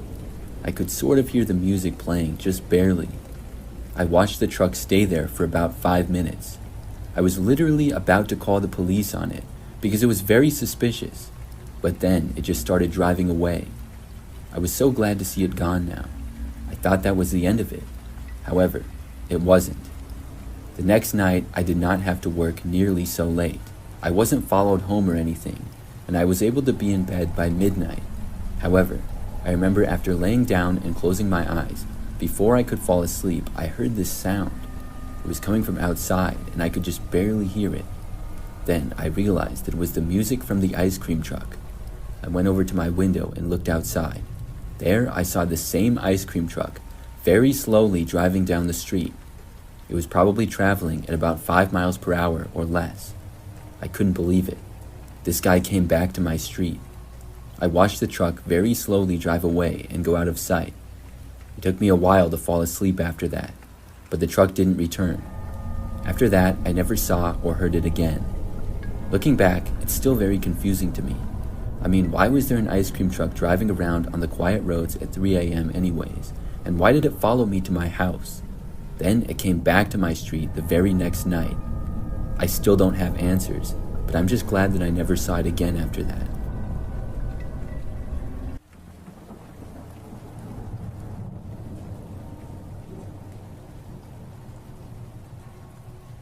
Over the winter a few years ago, I went to the grocery store on a weeknight with my 2 kids, who were 14 and 15 years old, and one of their friends as well. It was a routine shopping trip on a weeknight at 7 p.m. As we were going through the store, I took notice of a young man. He was very well dressed in a designer coat, nice boots, done up from head to toe. He looked like he was in his mid to late 20s or so, good hair, just overall a good looking person. He stood out to me because he just seemed too overdressed. As we proceeded through the store, I caught that the guy wasn't really with anyone and seemed to be in every aisle that I was in. He didn't have a cart and was on his phone a lot, and he kept picking up random items and pretending to look at the labels as if he was interested. He would pick up random items from a shelf, kind of pretend to seem like he was interested, and then put them back as my family and I would leave an aisle. He would follow us to the next aisle and do the same thing. This continued throughout the whole store. My family and I made our way to the checkout, bagged our groceries, and I gave a look around before we left to load the car. While loading the car, I saw the guy again. He looked at me and kind of made eye contact. Now, for context, my 15-year-old son is 6'2", 200 pounds, and his buddy who was with us was almost as tall. I'm a thin woman, 5'10", and my 14-year-old daughter is on the thinner side. I told the kids to get in the car, gave them my purse, and told them to lock the doors. They did as I said, while I still had to return the shopping cart to the corral they're kept in. The guy was near the car parked in front of me now, so I stepped out in his path with the shopping cart, and I made it known that I saw him making direct eye contact with him. I work in corrections, so I have a defensive stance, and I'm ready to go for whatever, and I wanted to let this man know that by my body language. The guy was about 5 feet from me, and he picked up on the fact that I was aware of whatever was about to happen. He quickly turned around, did some kind of hand signal, and bolted. At this point, a big black SUV came down the next aisle of the parking lot with completely tinted windows. The man jumped in, and the car sped off, wheels screeching as they left. I don't know what they had planned, but it was clear that I was a target from the beginning. A rather bold move considering I was not alone. I did contact the police department for that city, and I made a report. They told me I was not the first person to contact them in recent weeks with the same situation. They put extra patrols out in the shopping center for a few weeks. I don't get scared easily, but that incident still shakes me.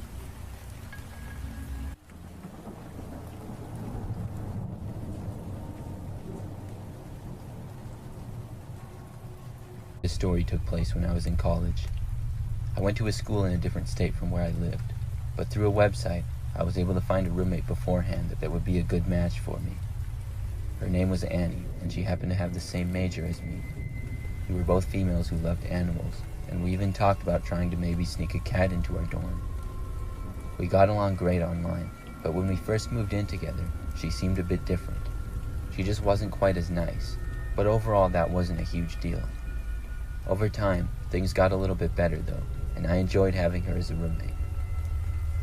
One night on a weekend, about a month into the school year, Annie told me she was invited to a party and wanted me to come with. Of course I told her I would, and that night we went together. We walked because it was only about 6 blocks away, but when we got to the house, it didn't seem like a party was going on. I guess that was a good thing, because then the cops wouldn't get called. But when Annie opened the door and went inside with me, there really was nothing going on. It was a typical old house that looked kind of run down inside. I asked Annie where everyone was. She told me the party was in the basement and said for me to go ahead, but she had to call her mom real quick. I walked down into the basement, where there were stairs that went down rather steep and then went around in another direction. I could hear music playing, but when I went around the corner, I saw just a mostly dark basement with a man in it about 10 feet away. I immediately turned back and ran up the stairs. The man started to chase after me. When I got up to the top of the stairs, the door was closed. I opened it and shut it behind me, then ran out of the house. Annie ran with me when she saw me running away. We both ran all the way back to the dorm.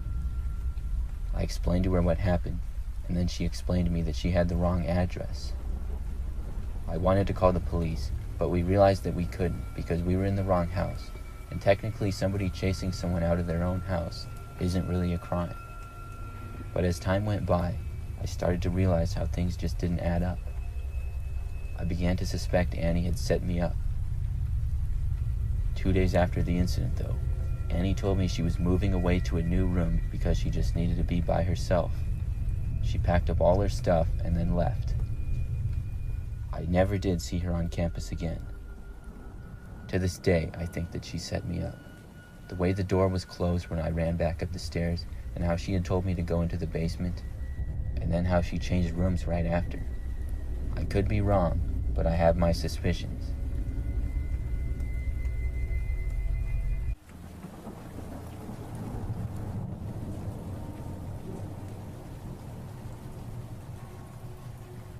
This happened back when I was a kid.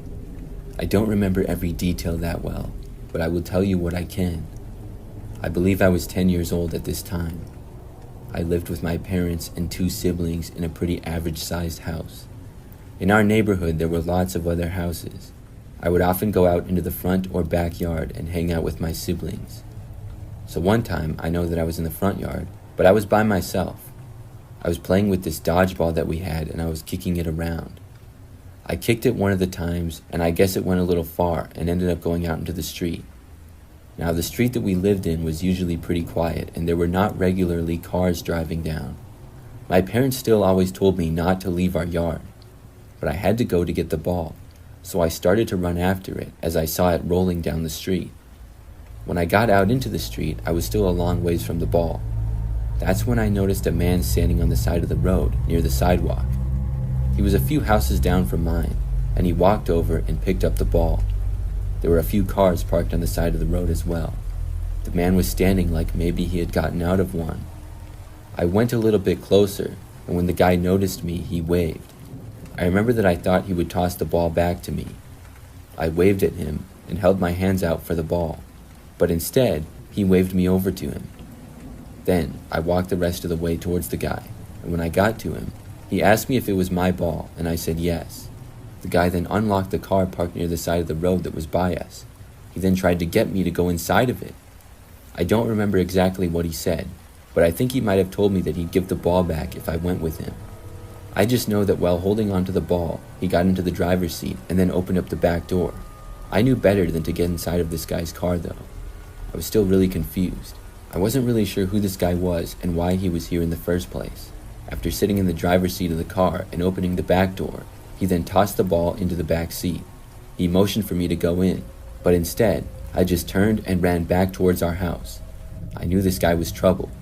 He did not chase after me, and when I got back into the front yard, I finally stopped. I watched this guy drive away in the opposite direction, not going by our house. Then I went inside. I found my mom and told her about it. She went outside, but the guy was gone. She ended up calling the police about it. Unfortunately, I couldn't give very good details. I didn't know the license plate or even exactly what kind of car it was. And to this day, I don't remember any details like that. The man got away with stealing my ball, but more importantly, he wasn't able to kidnap me. However, I remember a couple of years later, I think it was, when I was maybe 12 or 13, I was going on a walk through my neighborhood, and I happened to be one street over from mine. I rarely went to this street when I was a kid, but I know that when I was walking down the street, I happened to pass by this one house, and I saw this guy that was outside in the yard. When I saw him, I remembered the guy from a couple of years ago. I wasn't 100% sure, but I think it was the same guy. I never said anything or did anything because I really wasn't 100%, and I didn't want to accuse the guy. But I still think to this day that that was the same person.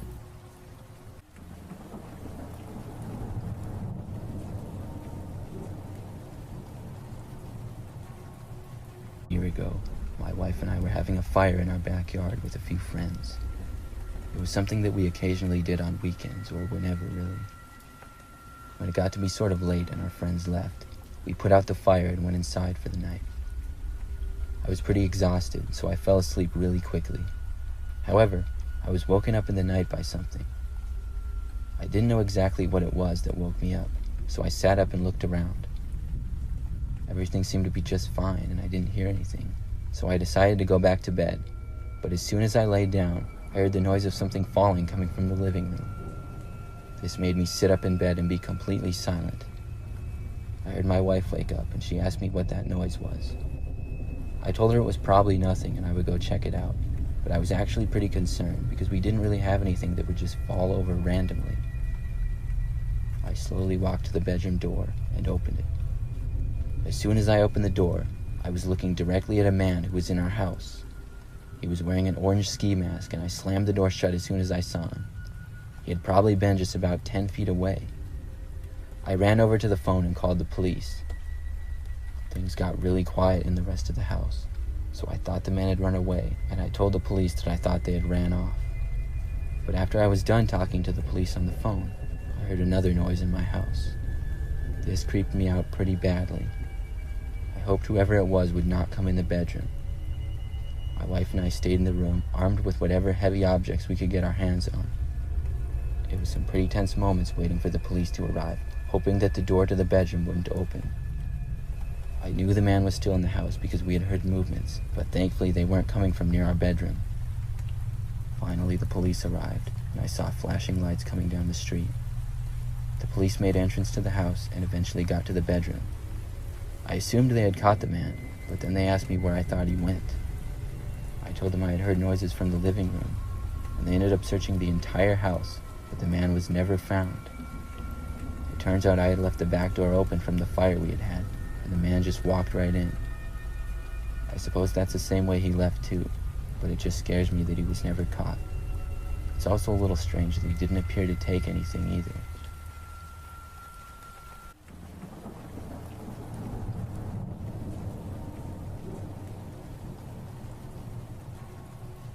A couple of years ago, I worked at a GameStop during my summers home from college.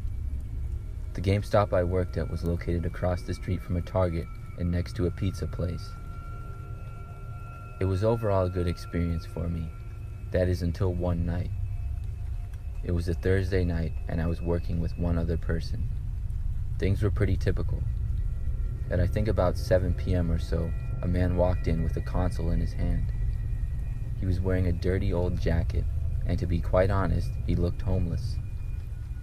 He approached me at the counter and placed down an old GameCube. The system was absolutely filthy with dirt on it, and it looked like it probably didn't work.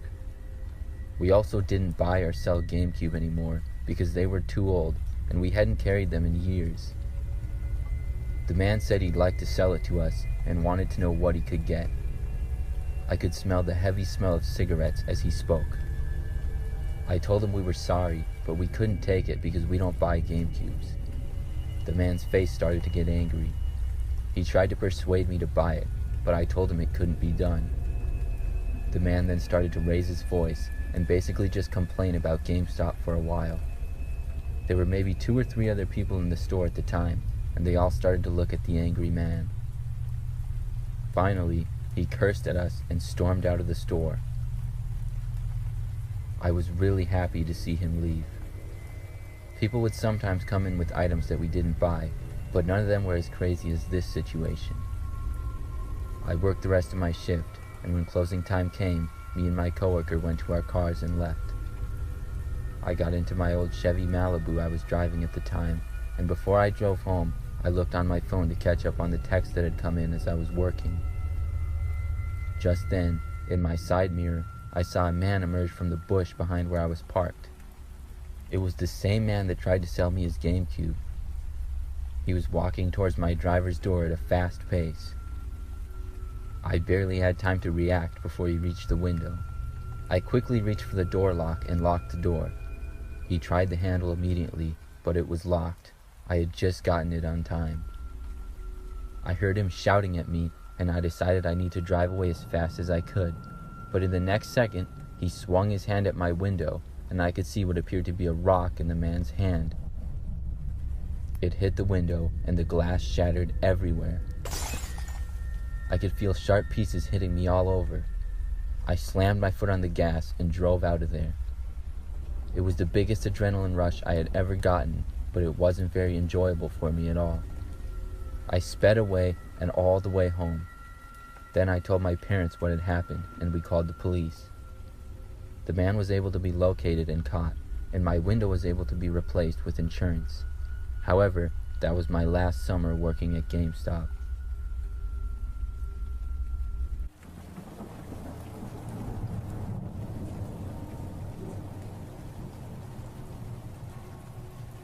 This happened when I was 18. My grandmother was going out of town for a couple of days and asked if I would watch her place and take care of her plants while she was gone. She had a large plant collection, and I was probably into plants almost as much as her, which is likely why she asked me. I had been to her place many times before. It was about 5 miles away from my house, but a little closer in the city. It was a very small house, with pretty much just a bedroom, living room, bathroom, and kitchen. The first day, I got there and took care of all the plants that she had. After that, I didn't really do a whole lot for the rest of the day. That night, though, as I was laying in bed and about to fall asleep, I just happened to look out the bedroom window. In the bedroom, the window was right there on top of the bed, basically, and you could see right outside. I saw a man walk right past me on the other side of the window, literally within a foot of my head. It really freaked me out, and I sat up in bed and looked out the window. Whoever this guy was, he didn't really seem to notice me at all and kept on walking towards the front of the house. I watched him, and he stopped in front of the living room window about 15 feet away from me. I ducked down, but he didn't even look in my direction. I couldn't tell much about the man because of how dark it was, other than that he was wearing a hood and had a backpack with him. I watched him reach into the backpack and then strike the living room window with something, and I heard glass breaking at that point. All I could think to do was get under the bed and hide. I crawled under and covered the side of the bed with a blanket. I heard the man walk around inside and go towards the kitchen. Once he was inside the house for about a minute, I knew hiding under the bed wasn't the best place, and I had the strong urge to leave, so without hesitating, I got out from under the bed and tried to open the bedroom window. I opened it very slowly and carefully, trying not to make a sound. I could hear the man still seemed to be in the kitchen at this point. I knew I'd have about 15 seconds if he decided to walk this way, so I started to hurry up. Finally, I was able to get it open, and I climbed out the window, and once I was outside, ran to my car that was parked in the driveway. I got inside as fast as I could and drove all the way back home. It wasn't until then when I told my parents everything, and then they called the police. I feel really dumb that I didn't call the police sooner, because when they arrived at the house, the man was completely gone. He had stolen a few things, but I don't believe he was ever caught.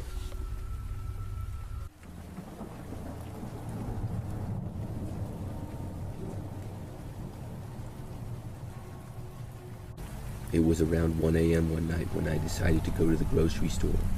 I had just gotten off of a late night shift of work and wanted to go shopping now, since I knew I wouldn't feel like it later in the day after I woke up. The store I went to was open 24 hours, so I didn't think twice about heading out that late. Everything was normal at first. I was doing my usual thing, picking up the items I needed and trying to get in and out quickly. But after about 30 minutes of shopping, I started to feel like somebody was watching me. I tried to shake it off, telling myself I was just being paranoid, but it wasn't long before I noticed a guy who seemed to keep showing up in the same aisle that I was in. At first, it could have just been a coincidence, but after a while, it started to feel less like a coincidence and more like he was following me. I told myself to calm down and kept shopping. I didn't want to make a big deal out of something that could be nothing. When I finally made it to the checkout, I realized that I had left my wallet in the car. I was so annoyed with myself. I had to leave my basket at the counter and run back to my car to grab it. Since it was so late and the store wasn't busy, the cashier was nice enough to hold my stuff for me. When I got outside, I saw the same guy again. This time, he was standing right next to my car, looking down like he was searching for something on the ground. My heart started racing, and I couldn't shake the feeling that something wasn't right. I called my cousin as I walked towards my car, telling her about the weird guy who kept following me. She was talking to me on the phone while I was walking, just to keep me calm. When I got close to my car, the guy finally spoke to me. He asked if I needed help with something, but I just shook my head and said no. Then, almost immediately, he asked me for directions. I wasn't interested in talking to him at all, so I told him to ask someone else. Right when I was about to get in the car, I saw another guy come from the other side of the parking lot. He looked at me and asked again, "Are you sure you don't need any help?" Something was definitely off about all this. I don't know what came over me, but I just screamed as loud as I could. I yelled, "No, get away from me." I kept shouting, "Get away from me," over and over, very loudly, and I think I took them by surprise. I don't think they were expecting that, and they sprinted off together in unison, confirming that they were together. Before I could react any further, the security guard from the store appeared. He must have heard me yelling and came running over. He chased after the two men who had took off running. He didn't catch them, and since there were two of them, I don't think there was much the security guard could have done, but he did come back holding a bag that they had dropped. The bag was filled with some small knives and some tape. They were clearly looking to either rob me or worse. I still can't believe how close I came to being in a bad situation. If I hadn't been paying attention, or if I hadn't screamed for help, things could have turned out very differently. It was a scary experience, but I'm so glad I trusted my instincts and didn't stay quiet. That day I learned that in a bad situation, just loudly yelling can disorient and can cause panic among people with bad intentions.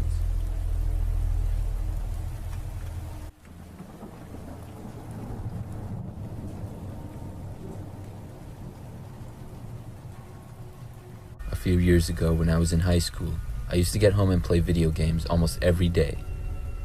I mainly played video games in the basement, where we had a pretty big TV and I wouldn't bother my parents who liked to watch TV upstairs when they got home from work. Our house was a split level, and our basement wasn't really below the ground. Well, I guess half of it kind of was in the front, but in the back of the house we had a sliding glass door that opened up to the backyard. One day when I got home from school, I immediately went to the basement to play video games like always. Right away, I noticed that the sliding glass door was open just a little bit. I could feel the cool air blowing inside. I went over and shut it and immediately wondered who had left the door open, because I knew that I hadn't. Then I went to the couch and started gaming. I played video games until my parents got home and called me up for dinner. I ate with them and then did homework in my room and then went to bed. I had forgotten all about the door being left open downstairs and didn't even mention it to my parents. The next day, though, when I got home from school, the door in the basement was open once again, but this time it was much wider. I also noticed that quite a few things in the basement appeared to be messed up.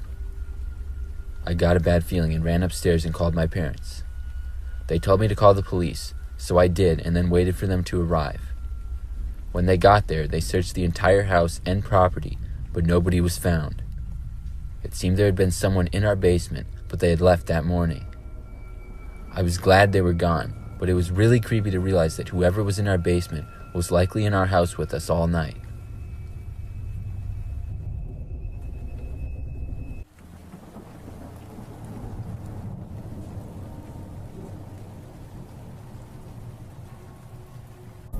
I own a house and I live by myself in it.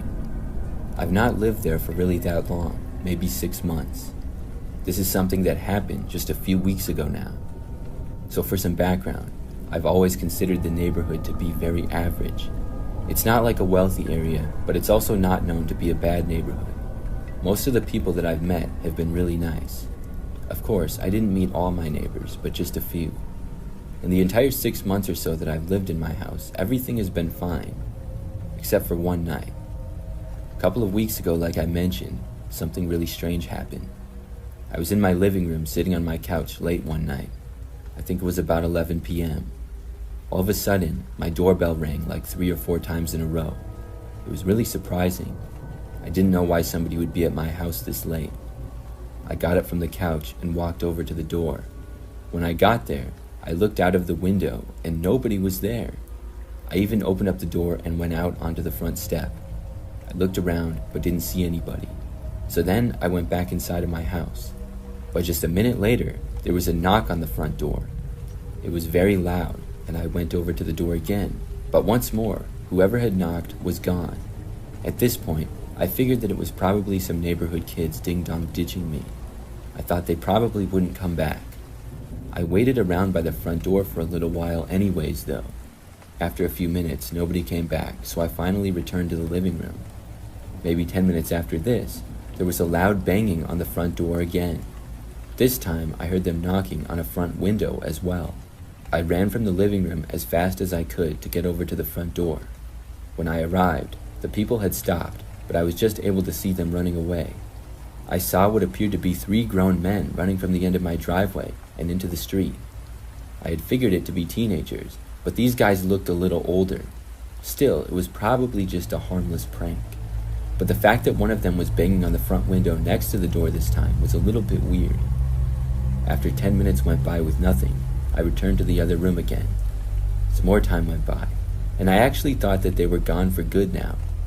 By this time, it was getting really late. But then they came back yet again, and this time was the worst by far. I first heard a really loud knock at the front door. I started running over there again, and as I was doing so, I suddenly heard the sound of glass breaking. When I arrived near the front door, I saw that the window in my front door had been broken. There was glass on the ground, and this made me so angry that I ran over to the door and went outside. I saw the same 3 men running away into the street. I ran through my front yard and into the street after them. They were pretty far ahead of me, but I saw them go into a house that was almost at the end of the street. After they all went inside, I kept going down the street until I got to the house. My plan was to confront them. This was not a silly joke anymore, but now a crime. Their house was probably the worst looking one on the entire street. I walked up to the front door and knocked on it, but nobody responded. I continued to knock on their door, and I wasn't going to go away. After I was knocking for a few minutes, I heard somebody yell from inside for me to leave. I yelled back that they broke my window. There was a few minutes of nothing. But then, I heard somebody coming from behind the house. There was a person out in the yard. I couldn't see much because they had no porch light there or anything. Moments after hearing whoever it was get to the side of the house, I looked over and then I heard something whiz past my head and hit a bush. Somebody threw a rock at me. Then another one nearly hit me and instead hit the side of the house. I turned around and started running away. When I was sprinting off the property, I heard at least 2 people laughing, which made me really mad. Still, I couldn't stay there. I got back to my house and was not chased or anything. Once I was there, I called the police. They came out a short time later, and after showing them my window and telling them what had happened, they went over to the neighbors. Apparently, about 5 adults lived in that house, and most of them were drug addicts. They had multiple illegal drugs inside of the house, so when the cops showed up at the front door, they panicked and one guy tried running away. The police ended up going inside and finding the drugs, and multiple people were arrested. I also pressed charges against them for both throwing rocks at me and breaking my window. Shortly after that, the house was sold to new owners who turned the place around.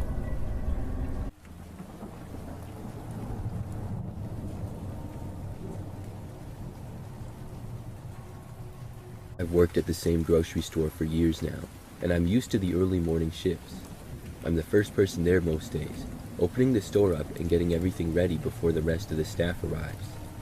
It's usually quiet with no customers, just me and the sound of the freezer doors opening and closing as I prep the aisles. It was a little after 4:30 a.m. when I arrived one morning. The parking lot was empty as usual, and I let myself into the back through the employee door. The first thing I did was disarm the alarm and get the lights on. I made my way to the office to start up the computer system and check the stock list for the day. But as I walked past the office hallway, I noticed something off. The door to the back offices was open, and normally it was supposed to be closed by the closing manager the night before. I guess last night's manager must have forgotten. I went in to shut it, but when I pushed the door fully open, I froze. There, standing in the dark of one of the offices, was a man. He wasn't dressed in any store uniform or anything that even remotely looked like it belonged there. He had a hoodie on, but the hood was down. He was standing in the corner of the office going through stuff on a desk, looking for something. He didn't seem to notice me at first, but when he heard me, he turned around. His face was pale, and his eyes were wide, like he was just as surprised to see me as I was to see him. "Who are you?" I asked, trying to keep my voice calm, but it came out shaky. The man didn't answer right away. Instead, he took a few slow steps back, his gaze darting around wildly like he was calculating something. The man didn't say anything right away, so I talked again. I said as authoritatively as I could, "You need to leave, this is private property." The man just stared at me now, so I turned to walk away to get my cell phone and call for help. I grabbed my phone from the table I had left it on, but as soon as I grabbed it, I heard footsteps behind me. The guy was approaching me now, and I saw a knife in his hand under the dim fluorescent lights. "I'm not going anywhere," he said, his voice getting more hostile now, "and neither are you." I turned and ran immediately. I ran past the aisles towards the front of the store, hoping he wouldn't catch me. I could hear him chasing me, the sound of his boots behind me. I grabbed my phone from my pocket as I ran and dialed 911, not stopping to speak to the dispatcher at first. I just kept running, pushing myself faster, trying to put more distance between me and him. I finally managed to get my breath and told the dispatcher that someone had broken into the grocery store and was threatening me with a knife. I gave them the address and begged them to hurry. I didn't go near the front doors or the exit. If I tried to leave, I would have to unlock the doors, and I was worried that might take too long and he'd catch me. I turned to the storage area, hiding behind some shelves, my back pressed to the cold metal. I could still hear him moving around the aisles, calling out to me in a low, almost sing-song voice. It was like he was playing some sick game and said, come out, wherever you are," he said, laughing softly. I heard the sirens in the distance, but they didn't seem to bother this guy. He kept walking between the aisles looking for me. I could tell that he was very tired from running earlier, and I heard his labored breathing, so I knew that if he found where I was hiding, I could probably outrun him again. When the police officers entered the store, the man shifted his attention towards the front where they were. The man didn't seem to understand what was happening at first, or maybe he didn't care. He turned towards the police and raised the knife in the air like he was ready to fight. The officers were able to disarm him safely without anyone getting hurt. We later found out that the man had recently been released from a psych ward and must have had a relapse of sorts. He actually used to work at our grocery store many years ago before I had started working at the store, so that was probably part of why he was at the store. He must have found a hiding spot before closing time the night before and stayed in the grocery store overnight. I feel bad for the guy because that morning in the grocery store wasn't normally how he acted probably, but regardless, it was a very scary start to my morning shift.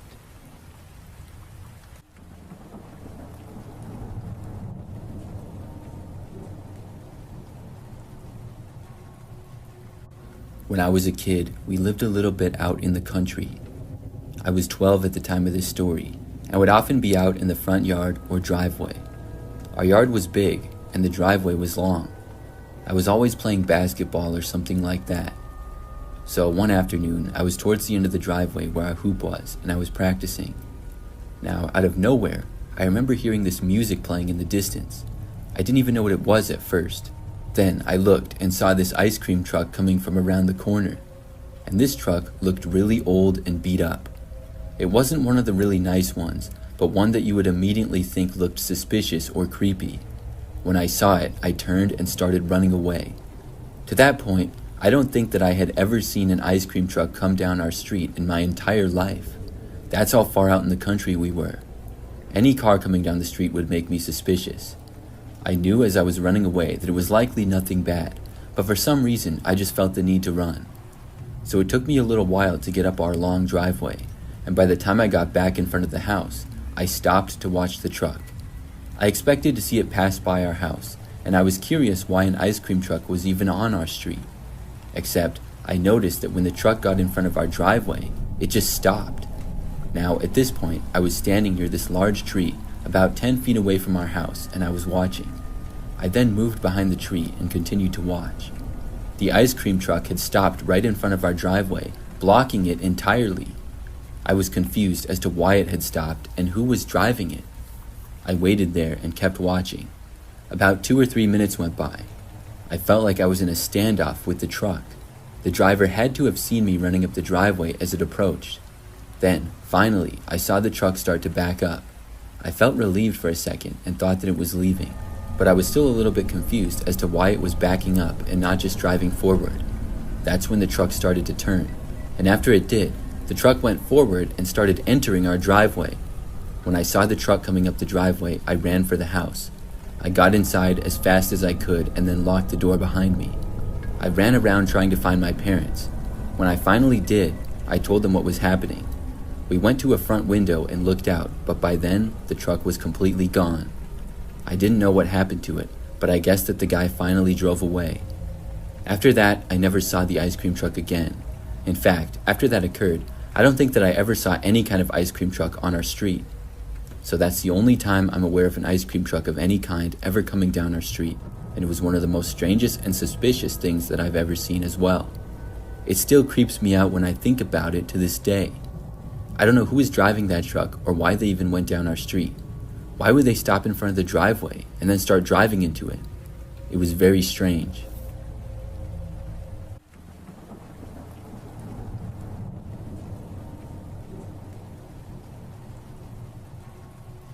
This story happened years ago when I was a kid.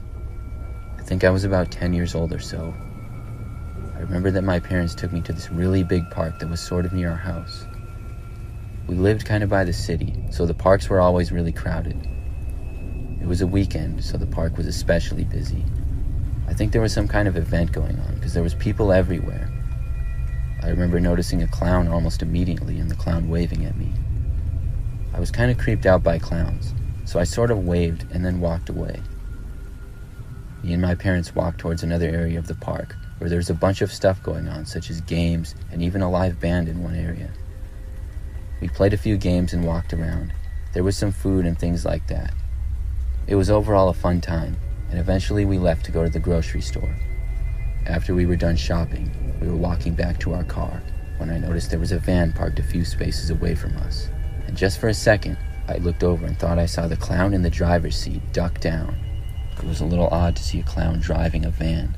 But like I said before, I wasn't much of a fan of clowns, so I just put it out of my head, and me and my parents went home.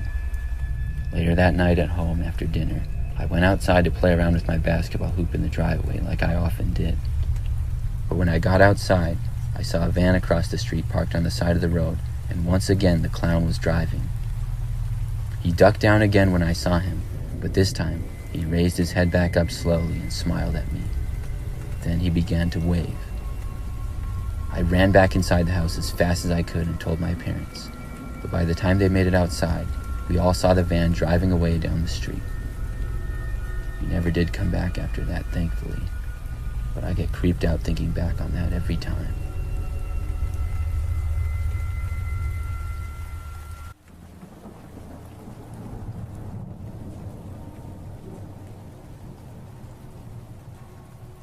I worked at the same grocery store for 5 years. Over the years, I noticed strange things happen in the store, leading me to believe that it's haunted. It all started one night about a month into my job. I was near the back of the store, the aisle with canned goods, when I heard a noise. It sounded like footsteps behind me. At first, I figured it was another employee, but when I turned around, no one was there. Numerous times since then, and I've heard footsteps behind me when in reality nobody has been there. It always happens in the same aisle also. There was one night, though, that still sticks with me. It was just the store manager and I in the store that night. It was close to closing time, around 11:30, and I was in the dairy aisle. I heard a door creak open. I assumed it was the manager checking on things, but when I looked up, the manager wasn't there. I walked to the front of the store to find my manager and just take a break from stocking, since these strange occurrences with footsteps had been happening often and were freaking me out. When I went back to the dairy section, I heard the creak again. This time, it was followed by the sound of a box sliding across the floor. I walked down the aisle, and there was nothing there. The worst part came a few months ago.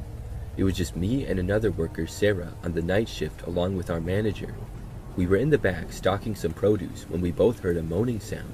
It honestly sounded like sort of inappropriate moaning, and it was freaky. It was loud enough to make us both stop what we were doing. We both knew that it was another strange occurrence and there wasn't going to be anybody nearby, but we checked anyway. To our surprise, we turned a corner and saw our manager. We asked if he was making those noises, but he claimed he had heard it and was coming to check out what was going on. Anyway, throughout the next couple of months before I quit, there were other things that led me to believe it was haunted. Things such as carts rolling slowly into our aisle and other strange noises.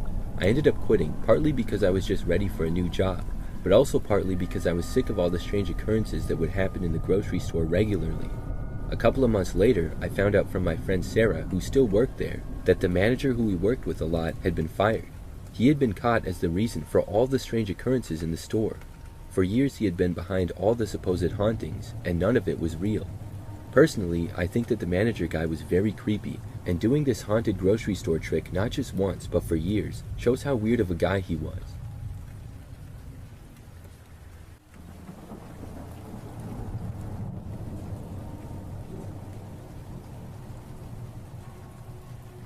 When I was a little kid, I used to love to go to GameStop. I would always beg my parents to take me there because video games were my favorite thing. Luckily for me, there was a mall nearby our house where my mom would always shop, and when she went to her stores, I would be inside GameStop playing the demo games and looking at stuff. One day, just like any other, my mom had to go shopping, and I told her I would be at GameStop. I went inside and saw that it was very busy. All of the demo games were being played, and people were crowded around everywhere. Looking back, I believe that it was a Saturday, and that's why the store was so busy. I went over to the PlayStation 2 section, which was the current gaming system at that time. I also had one. I started looking through the games when I got a tap on my shoulder. It was a man that worked at the GameStop. He asked me if I needed any help with anything. I told him no, I was just looking at the PS2 games. The man told me there was a new video game store in the mall where the games were cheaper, and he asked me if I wanted to see it. I told him sure, and the man told me to follow him, and we exited the store.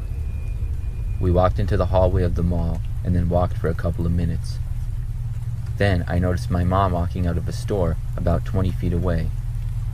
As soon as I saw her, though, the man quickly turned around and walked to the opposite direction. I turned to follow him, but he was already so far away that I decided to go to my mom instead. When I got to her, she asked me what I was doing and why I left GameStop. I told her that the man was going to take me to another video game store in the mall. But my mom looked at me and told me there was no other video game stores in this mall. That's when I got a really creepy feeling that the man was possibly trying to abduct me. We went back to GameStop, and as it turns out, the man didn't even work there. My mom didn't let me leave her sight after that. But the creepiest part of that to me is the fact that the man seemed to know who my mom was before I waved at her or anything, as if he had been watching me earlier and knew I was away from her when I was at GameStop.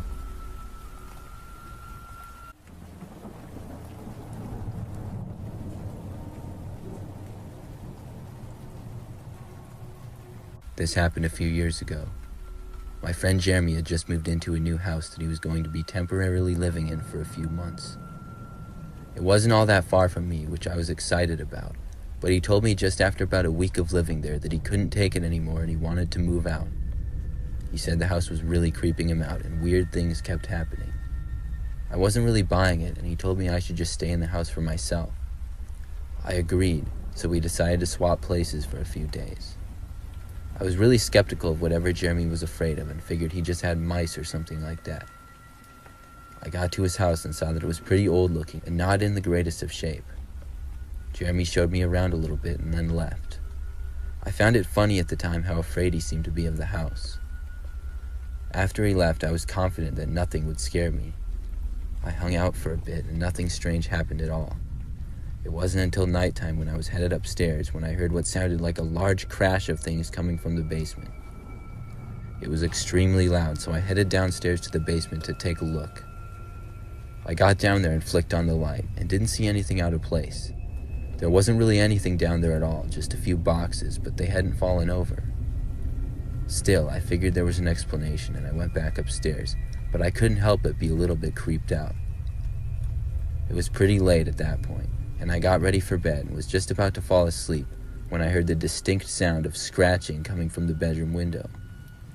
I opened my eyes and looked over to the window. The scratching stopped and I saw nothing. I went over to the window and looked outside of it. It was on the second floor of the house, so I don't know who would be able to reach it from up there, and there were no tree branches or anything scraping it. At this point, I was officially spooked. I really didn't think anything strange was going to happen when I got there, but now I saw why Jeremy was so creeped out by this place. I immediately left and got in my car and drove all the way back to my place and slept on the couch for the night. Jeremy ended up staying at my place for a few days until he was able to get in line with another house and move out. I don't know what was up with that place.